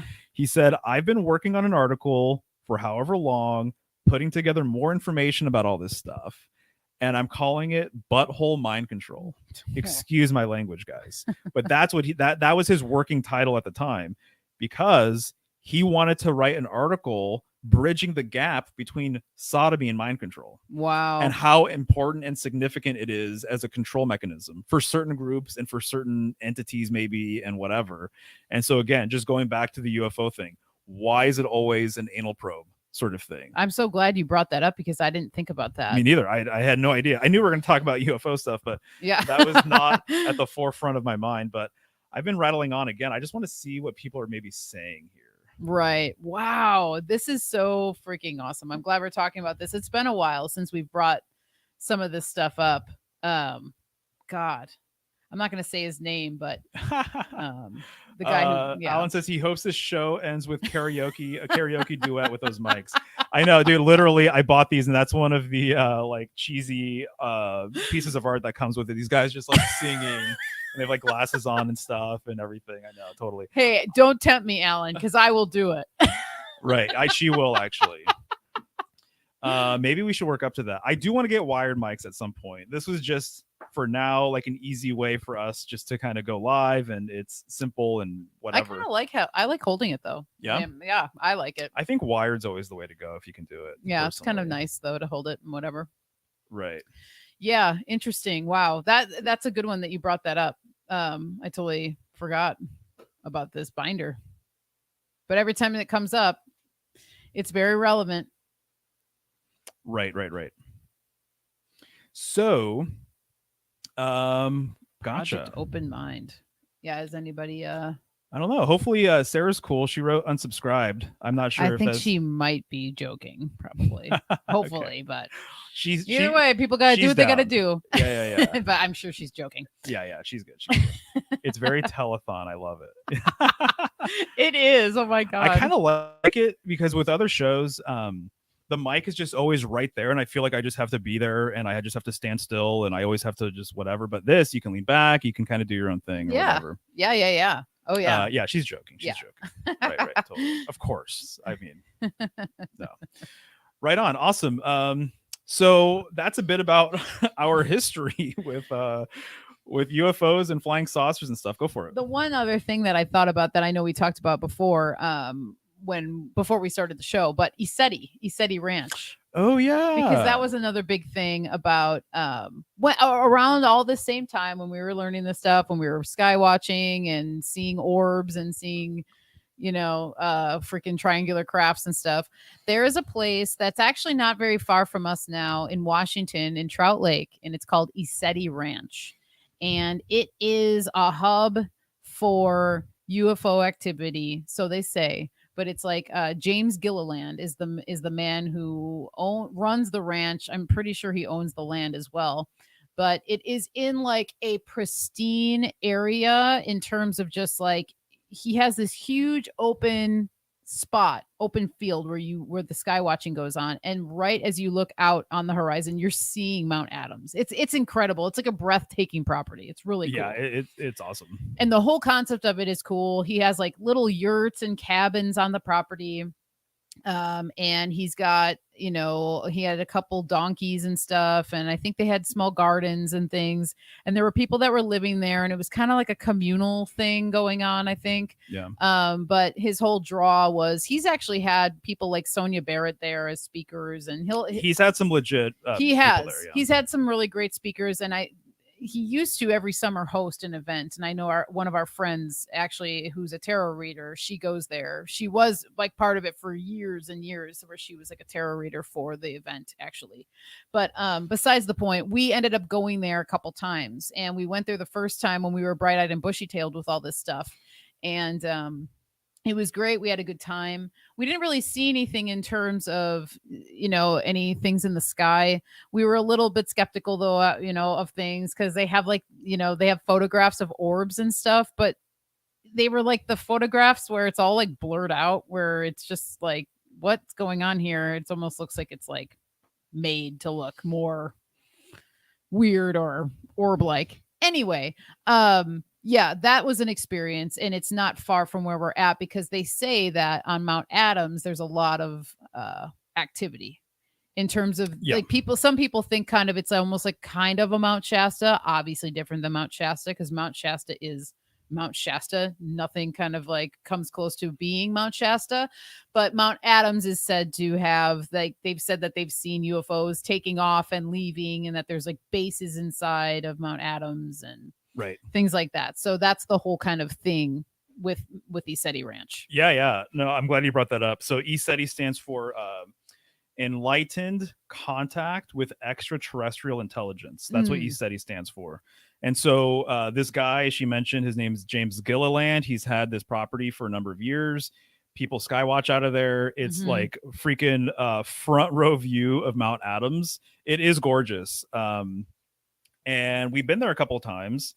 And when I've brought my night vision there, just like what you're saying, I would say that the sightings were very underwhelming. Yeah. And that you can tell the difference, guys. When you're doing this enough, you can tell the difference between a satellite and a flying saucer. Yeah. And I think that a lot of people who show up there, and potentially the people who run it, they need to reinforce this narrative that you're going to see stuff there. And so they see a satellite and they're calling it like a mothership. And I'm like, I don't know if that's a mothership personally. Yeah. And the whole satellite thing in and of itself too, guys, that's funny. I'm not going to get into it. That's never been my exact cup of tea, but the nature of satellites and what satellites are and what they aren't, that's something that could be brought up at some point. But there are things in the sky that do have a very clear, clean, sort of straight line trajectory. Yeah. And it's not uncommon to see these things get brighter or dim down. Right? You remember that? Oh, I remember that. Yeah. Okay. Yeah. So sometimes these things, which I think they look like satellites personally, they would get brighter, and then the staff would be like, it's a mothership and it's powering up. And I'm like, guys, No, it's kind of cheesy, man. It's like not everything going on up there is what you think it is. And so you have to use discernment with all this stuff. So I felt like there was definitely like people were too hyped to see stuff. And so any kind of anomalous thing they would say was a UFO or whatever. But one of my favorite memories was when we went there for the first time. There was an old dog that kind of like greeted us a little bit. Yeah, yeah. And so we get there. We're going to a UFO commune thing that you can rent like little a cabin like or little whatever. dorms sort of thing. Yeah. Little cabins. Yeah. And so we get there for the first time, and this dog approaches us. And he has like a bandana on. I'm pretty sure I remember that. And I love a dog with a good bandana, by the way. Don't you? Oh, yeah. Yeah, I mean, it is classic. It's like classic. It's just nice. If we ever had a dog, bandana. it's going to get a bandana. All day. Yeah, absolutely. Gotcha. So anyway, so this dog approaches us. And then one of the employees of EastSeti Ranch comes up to us. And literally the first thing he says, not like, hey, do you want to check in or anything like that? But he says, that dog's special, right? I'm like, oh, no, I've never been here before. He's, oh yeah. And I wish I could remember the exact terminology, but he was saying like, oh, yeah, in another lifetime, he was the general of an elite fleet of like spaceships from fucking some planet or whatever, some star system or whatever.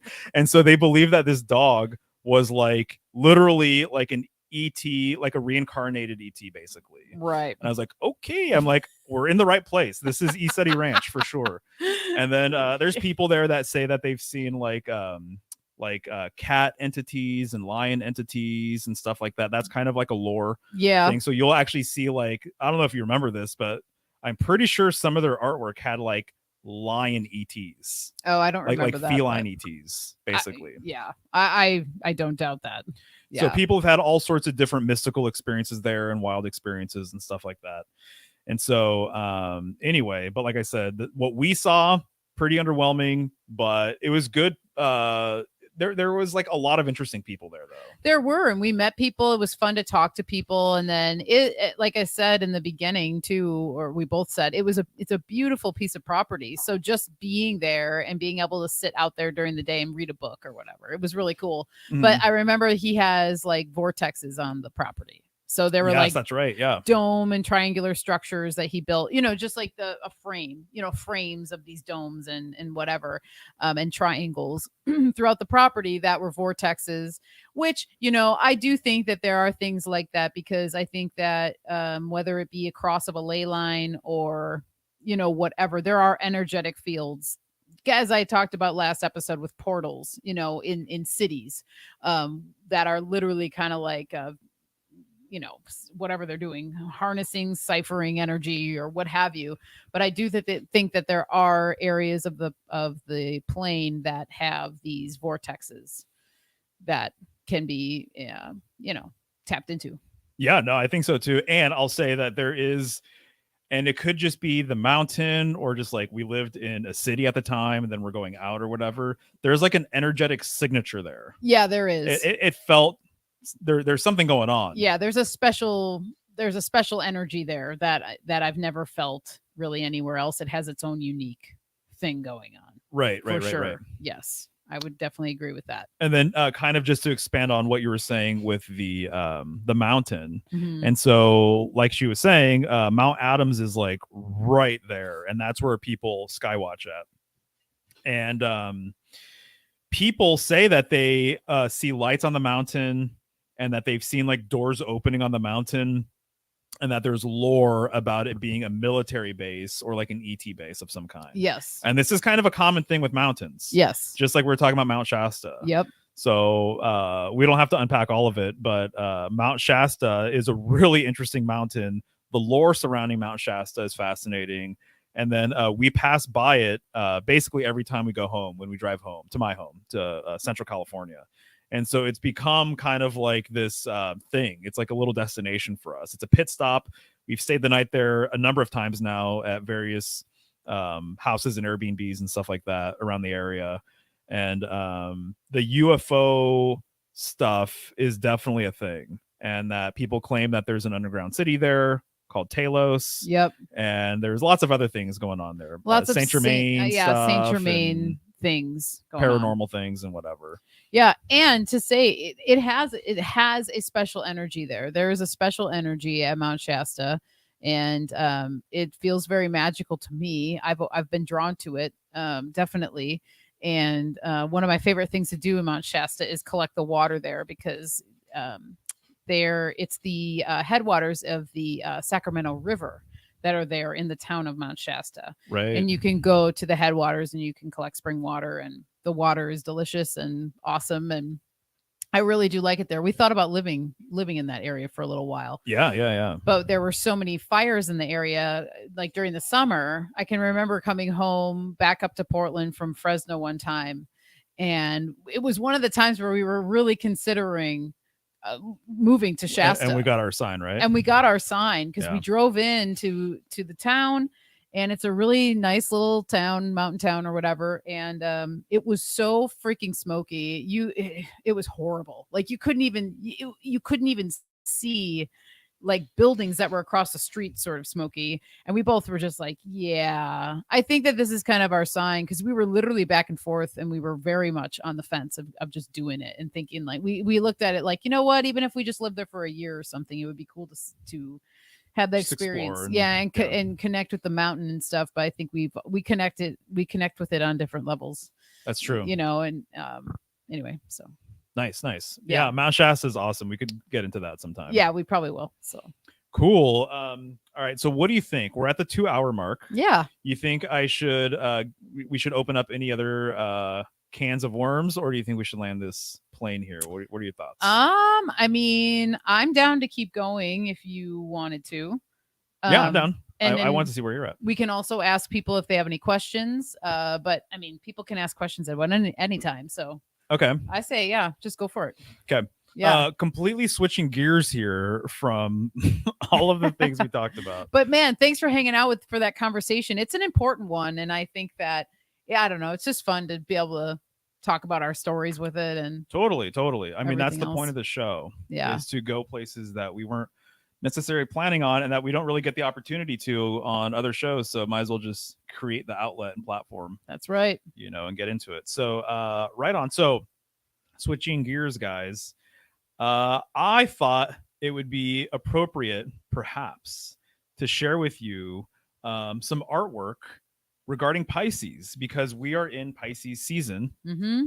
And so let's see, I'm sure there's probably a better layout here. There we go. Let's roll that way. Yeah. Okay, so this is much better. So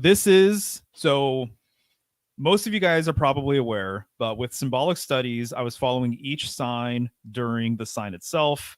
And I was creating a work of art for each sign. So this is a first draft. So we're actually going to go through multiple drafts and show you my latest version of Pisces, which I haven't even touched in like a year, I don't think. But this is my way of kind of encouraging myself to get back into illustration, to get back into astrology a little bit, because I kind of I wouldn't say I abandoned it, but for a few months I was not concerned with astrology stuff at all. Yeah, no, you were finding your voice in a different way. Yeah, exactly. That's a really nice way of putting it. Yeah. No, it's true. It's no, totally but you true. were. Yeah. No, you're right. And so anyway, I'm going to be doing a stream on Pisces. I think I'm going to do it this weekend, actually, which we're going to talk about later. Yeah. I've been shooting for Friday, but Fridays are like really busy, it turns out, for me, and the end of the work week tends to be really busy. So I'm shooting for Saturday. And so I'll announce it on my YouTube and whatever. But here's one of my Pisces illustrations, and it gets better from here. And so I was trying to encode the toroid. Notice that the center of the Pisces glyph looks like the cross section of a torus field. And to me, it's important to always have the fish connected in some way. So my series uses like a little pendant that's connected to a chain. And so it Mm-hmm. looks like a necklace, essentially. That's one of the things that unites all of the illustrations. And then each glyph is actually on the pendant itself. And then I got really interested in how the world tree or how sprout symbolism is actually related to Pisces. It's the last sign of the zodiac.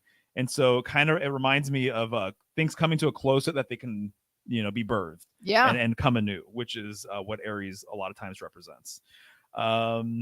So here's another illustration. So just to show you guys too, a little bit about my process and how I tend to do things. And so to me, it was important to have these rivers or a split stream, somewhere in this illustration. And then these world trees are in between the split stream. And you can see I'm just kind of playing around with different ways of nice. Thanks, dude. Yeah. Thanks, Nomad. Of doing everything over here. And then this is another version. Many thanks.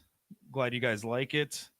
And so you can see just me trying to refine the illustration. And then here's just like another version. You'll notice too that I actually have hooks at the end of The line. what's it called? The line. Like the bracelet. Yeah, but it's your necklace. Symbolically the line. The necklace. Yeah. Thank you. I And see. I love how you have the two rivers in this one. Right? Yeah. Yeah.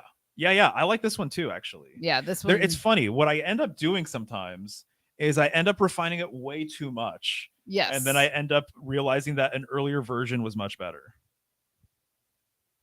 Awesome. Thank you, Sarah. And so the hooks, it's interesting. Yes, I like the hooks too. It's interesting with the hooks because there's several switches that have occurred with tarot. And Crowley was responsible for a couple of the switches. And one of the modern switches that he did was he associated the Hebrew letter that corresponds with fish hook with the emperor, which corresponds with Aries. Right. So isn't it interesting that the card that corresponds with Aries is associated with fish hooks, and then the previous sign that we go through before Aries is the fish. And so symbolically, what I take away from that is it's almost like Pisces is very etheric. It's very murky. It's related to illusions. It's related to like the deep end. It's very, very watery. It's very dreamlike. It's very much related to like transcendence and stuff. And then with Aries, I almost feel like kind of like the fish that we are, we're like watery creatures in so many ways, that Aries almost like yanks us out of the depths and brings us into what I refer to as the realm of light. And so I think that there's a deliberate connection associating the Emperor card, which connects with the Emperor card, which connects to Tzidi, which is the fish hook, and the fact that this comes right after Pisces. I don't think that's a coincidence. No, it's not. So I felt like adding fish hooks were a nice little touch. Here's another version that I was up to at some point. Obviously it's all messed up and jacked, and some layers are hidden or whatever, but that's okay. Yeah, no, this is good. This show is casual. And then that might be the most recent version. No, so right here I have two moons, and the idea has always been, I think, maybe to have one moon and one sun. And so here you can see that up top I have the sun, and then down below I have the moon, and then you can see I'm playing around with like the pattern of the fish. And then you can see I took out the fish hooks, but I think in the final version, I think I need to bring them back. Yeah, the fish hooks are crucial, I think. Right.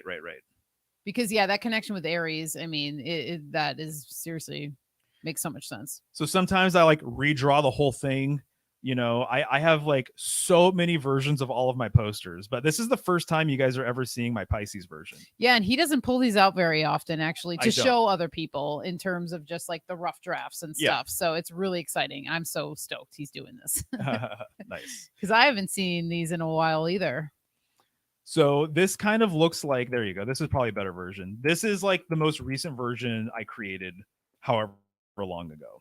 And so the idea too, I think I was playing around with the idea of the world trees not actually like maybe one having like leaves on it and being full, and then the other one maybe being barren, or having it be barren and kind of having it allude to like they almost look like lungs a little bit, you know, or it Yeah, almost yeah, there's other yeah. things that it could look like, you know, like a blood vessels or something like that. Or a And placenta. or placenta, yeah.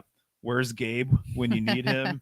And so anyway, so that's kind of the deal. That's where I'm at right now with everything, and it'll change and evolve over time. And I thought naively, oh my god, I thought I was going to finish all of these in like a year. I was going to put out a poster a month, and it was going to be this thing, and then other things got in the way, and you know, no regrets or anything. It is what it is. But I really need to revive these illustrations. So I think last Thursday would be like the perfect opportunity, regardless of where I'm at with the illustration, just to show off my most recent version. So during Yeah. Aries, I'll show my Aries version, which I actually have a print of that, and then so on and so forth. Yeah, we should sort of totally do thing. that. And then people will have even like feedback or suggestions too. Yeah, if you guys know? have feedback or comments or constructive criticism, please let me know. I've been a graphic designer for a long time, so you guys can't hurt my feelings. Well, I think I like it when it has the scales. I think when the fish have scales, that. I do like it. But yeah, I can see a case for not having scales too. Anyway, but the two rivers, the hooks, crucial. Yeah, the hooks really. Yeah, the hooks are really crucial. I really like this though. I love the showing of the toroid. You know, just Right. how the shape and the form of it and everything. Nice, cool. So anyway, so that's the deal, guys. This is how my brain works. You guys are like looking into like the depths of my psychology and how I view the signs and stuff like that. Dun dun dun. And actually, I said it earlier, but I'm going to be talking about Pisces over the weekend. So I felt like this was appropriate too, just to kind of get back into it and all that and share what is good. Nice. So yeah, Nomad likes the scales and hooks. Yeah, me too, Nomad. Yeah, I think I'm in agreement there, to be honest. I feel like probably what I did was I created a new like template or like a new outline to later add scales. So Yeah. but yeah, the hooks. I definitely got away from that, but I need to get back to that because I think it says a lot in so little and it's really simple and stuff. Nice. So Hank says, how about a pole star above the world tree? Yes. Yeah, that's a possibility, dude. I think that's a good idea. Yeah. And then Alice says, your love for cats comes through. Ah. Oh yeah, catfish. Yeah, that totally. That's true. Nice. That's a good point. You know, I can't remember my thought process behind having catfish, but I feel like that was like deliberate. I hope it was deliberate. I'm sure it was deliberate. I just can't remember. It's been a long time. Well, the catfish usually is right on. They like the bottom of the water. Ooh. And they're kind of known as being like bottom feeders. They are. So, and Pisces is like very, very deep. So I wonder if maybe that was something of your motivation, whether it was subconscious or conscious. I think that maybe that has something to do with it. Because yeah, they usually are bottom feeders. Totally. So over the weekend when I do my stream, I'm going to be talking about, it's funny that we call it a stream, but the split stream dynamic, what's going on there. And there's just several interesting things about the split stream. The first thing I'll just say, a little teaser, but you know, when you look at Pisces in the night sky, guys, it's two fish splitting off from each other and there's split stream symbolism baked into Pisces. So Pisces corresponds with our feet. Our legs are kind of split streams. Yeah. Because it's one stream that splits off into two symbolically. And so I'm going to get into some of the symbolism here.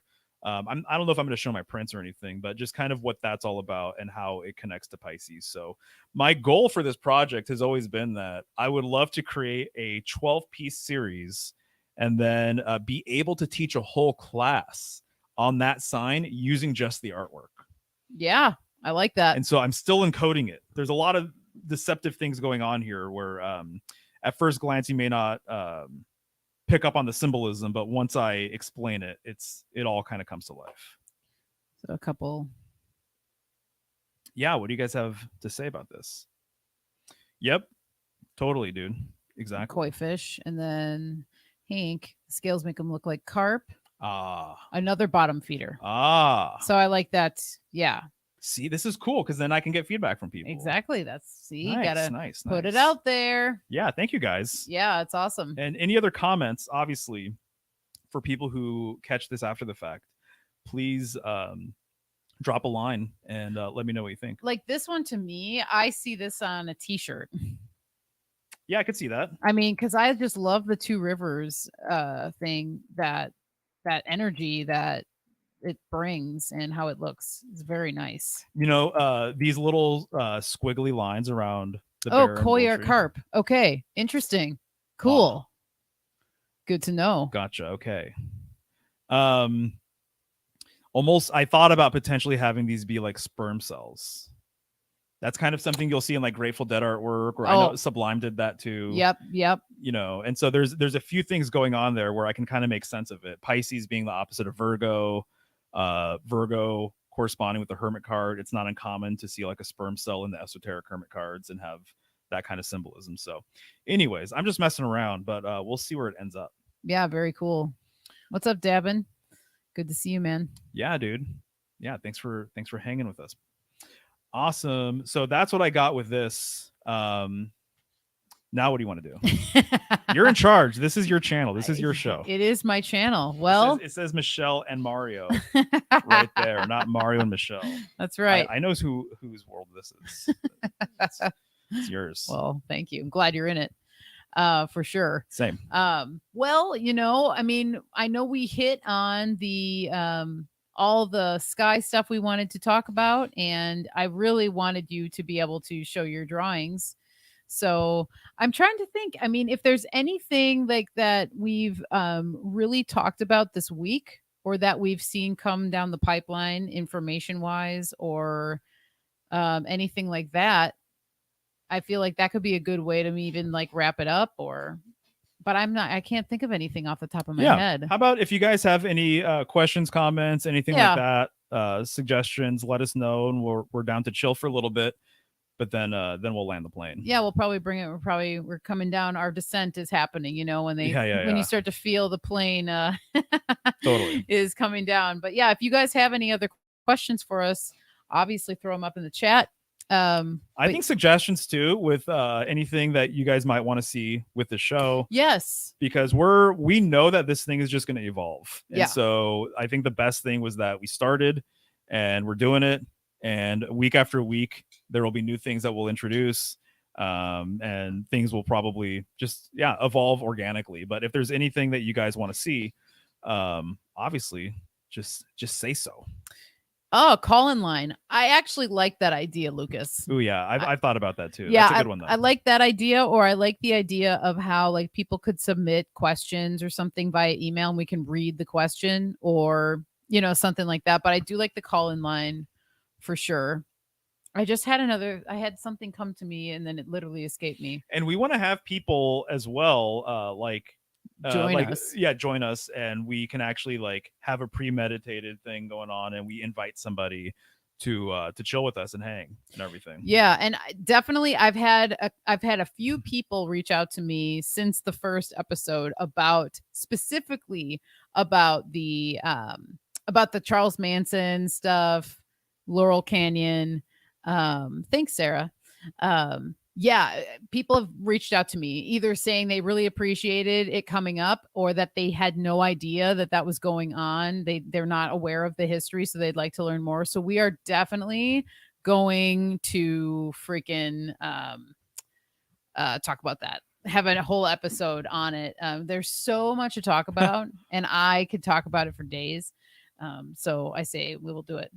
Michelle's song of the week. People want to duet. They're stuck on this duet thing. That would be really funny. We should totally. Well, I just have to say, so we've been listening to the Misfits lately, and Mario actually has introduced me to the Misfits.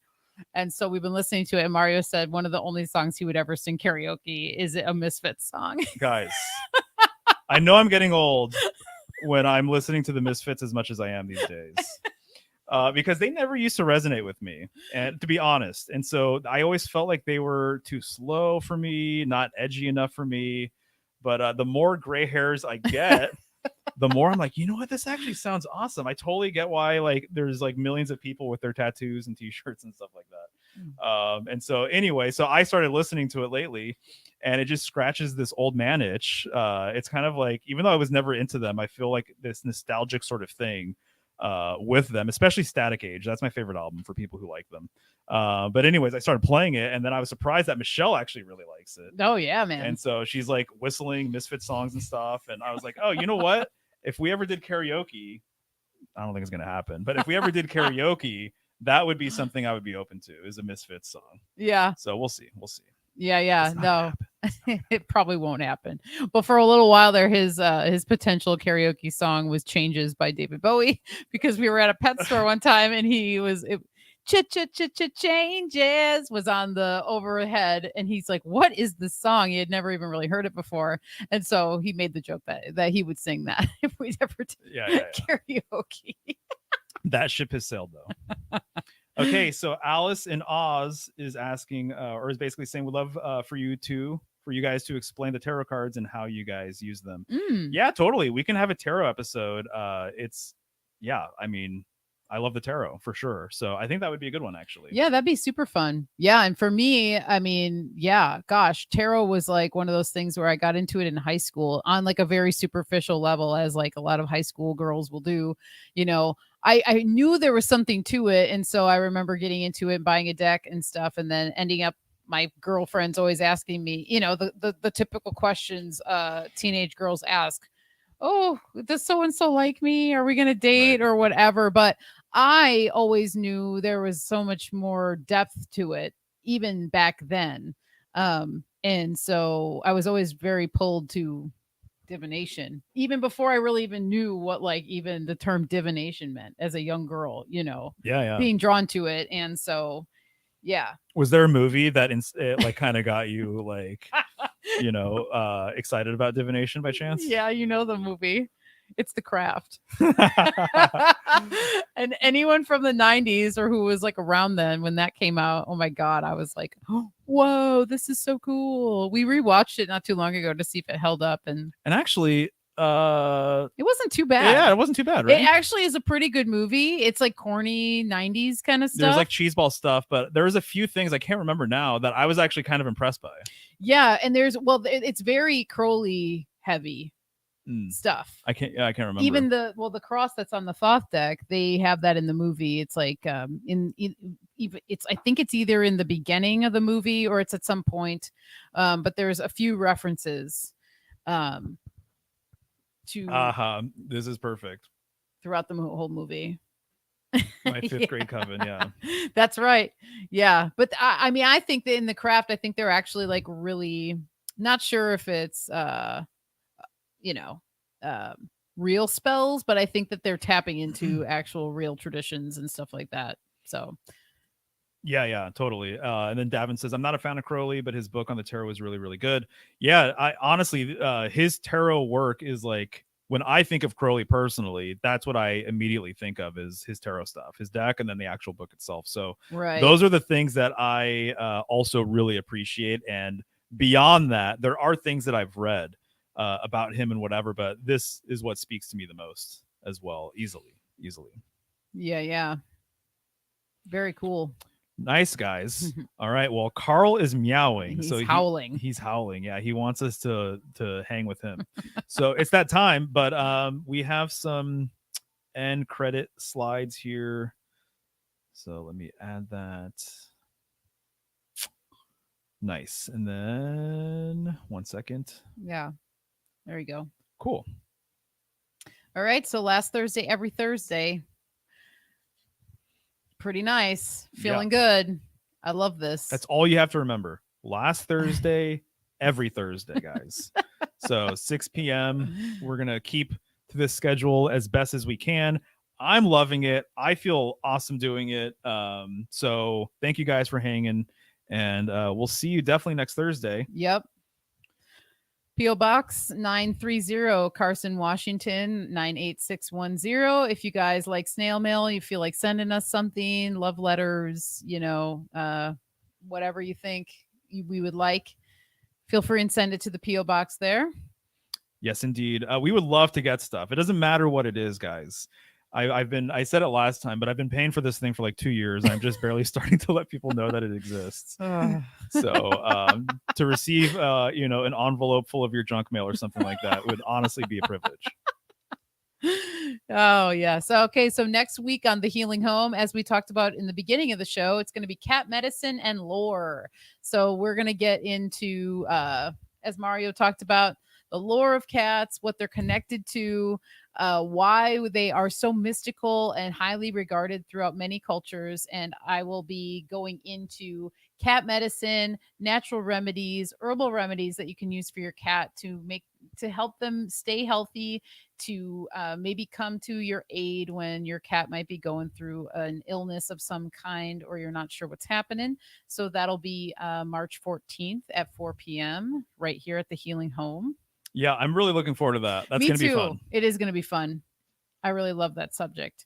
Patreon.com/the Healing Home. If you feel like supporting us in a different way than maybe buying remedies or what have you just feel like throwing us a little bone, you can go to the Healing Home on Patreon. All Patreons will yeah, nice. Will Carl be making a cameo? I think so. He has to, I think. All Patreons will receive the announcement of my full moon offering a couple days before it goes out to all the other subscribers to my newsletter. So then you'll get an opportunity to purchase it early or be put on a wait list so that you can get ahead, get ahead of everyone else who might buy up remedies. Because what I do is I make really small batches. So sometimes I only have maybe like 8 items of one batch. And so sometimes they sell really quickly and sometimes that's not the case. But if it's something that you're really wanting and you just want to get ahead of the curve, you could become a Patreon and that's how you'd be able to do that. Yep. Absolutely. Should I highlight this comment here? Let's see. Yeah. Do you want us to fart in yeah, fart in a jar. Oh, that whole thing. No, for our P.O. box. Can she send a fart in a jar? That's what she's asking, I'm pretty sure. Oh no. We're not even gonna answer that one. Later this week we're gonna have like whoever smelt it dealt it. Boxes of jars from all over the country in our mailbox. Thanks, Cozy Crone. All right. Oh man. All right. So up here is unsubscribed. Yeah, good. Nice. Up here is my menu that's current. At the top there, the full moon offering of the month, strong and serene tincture. Lovely. I just really, really enjoy it. Great for lung health, great for immune health, great for calming the whole system down, balancing the whole system.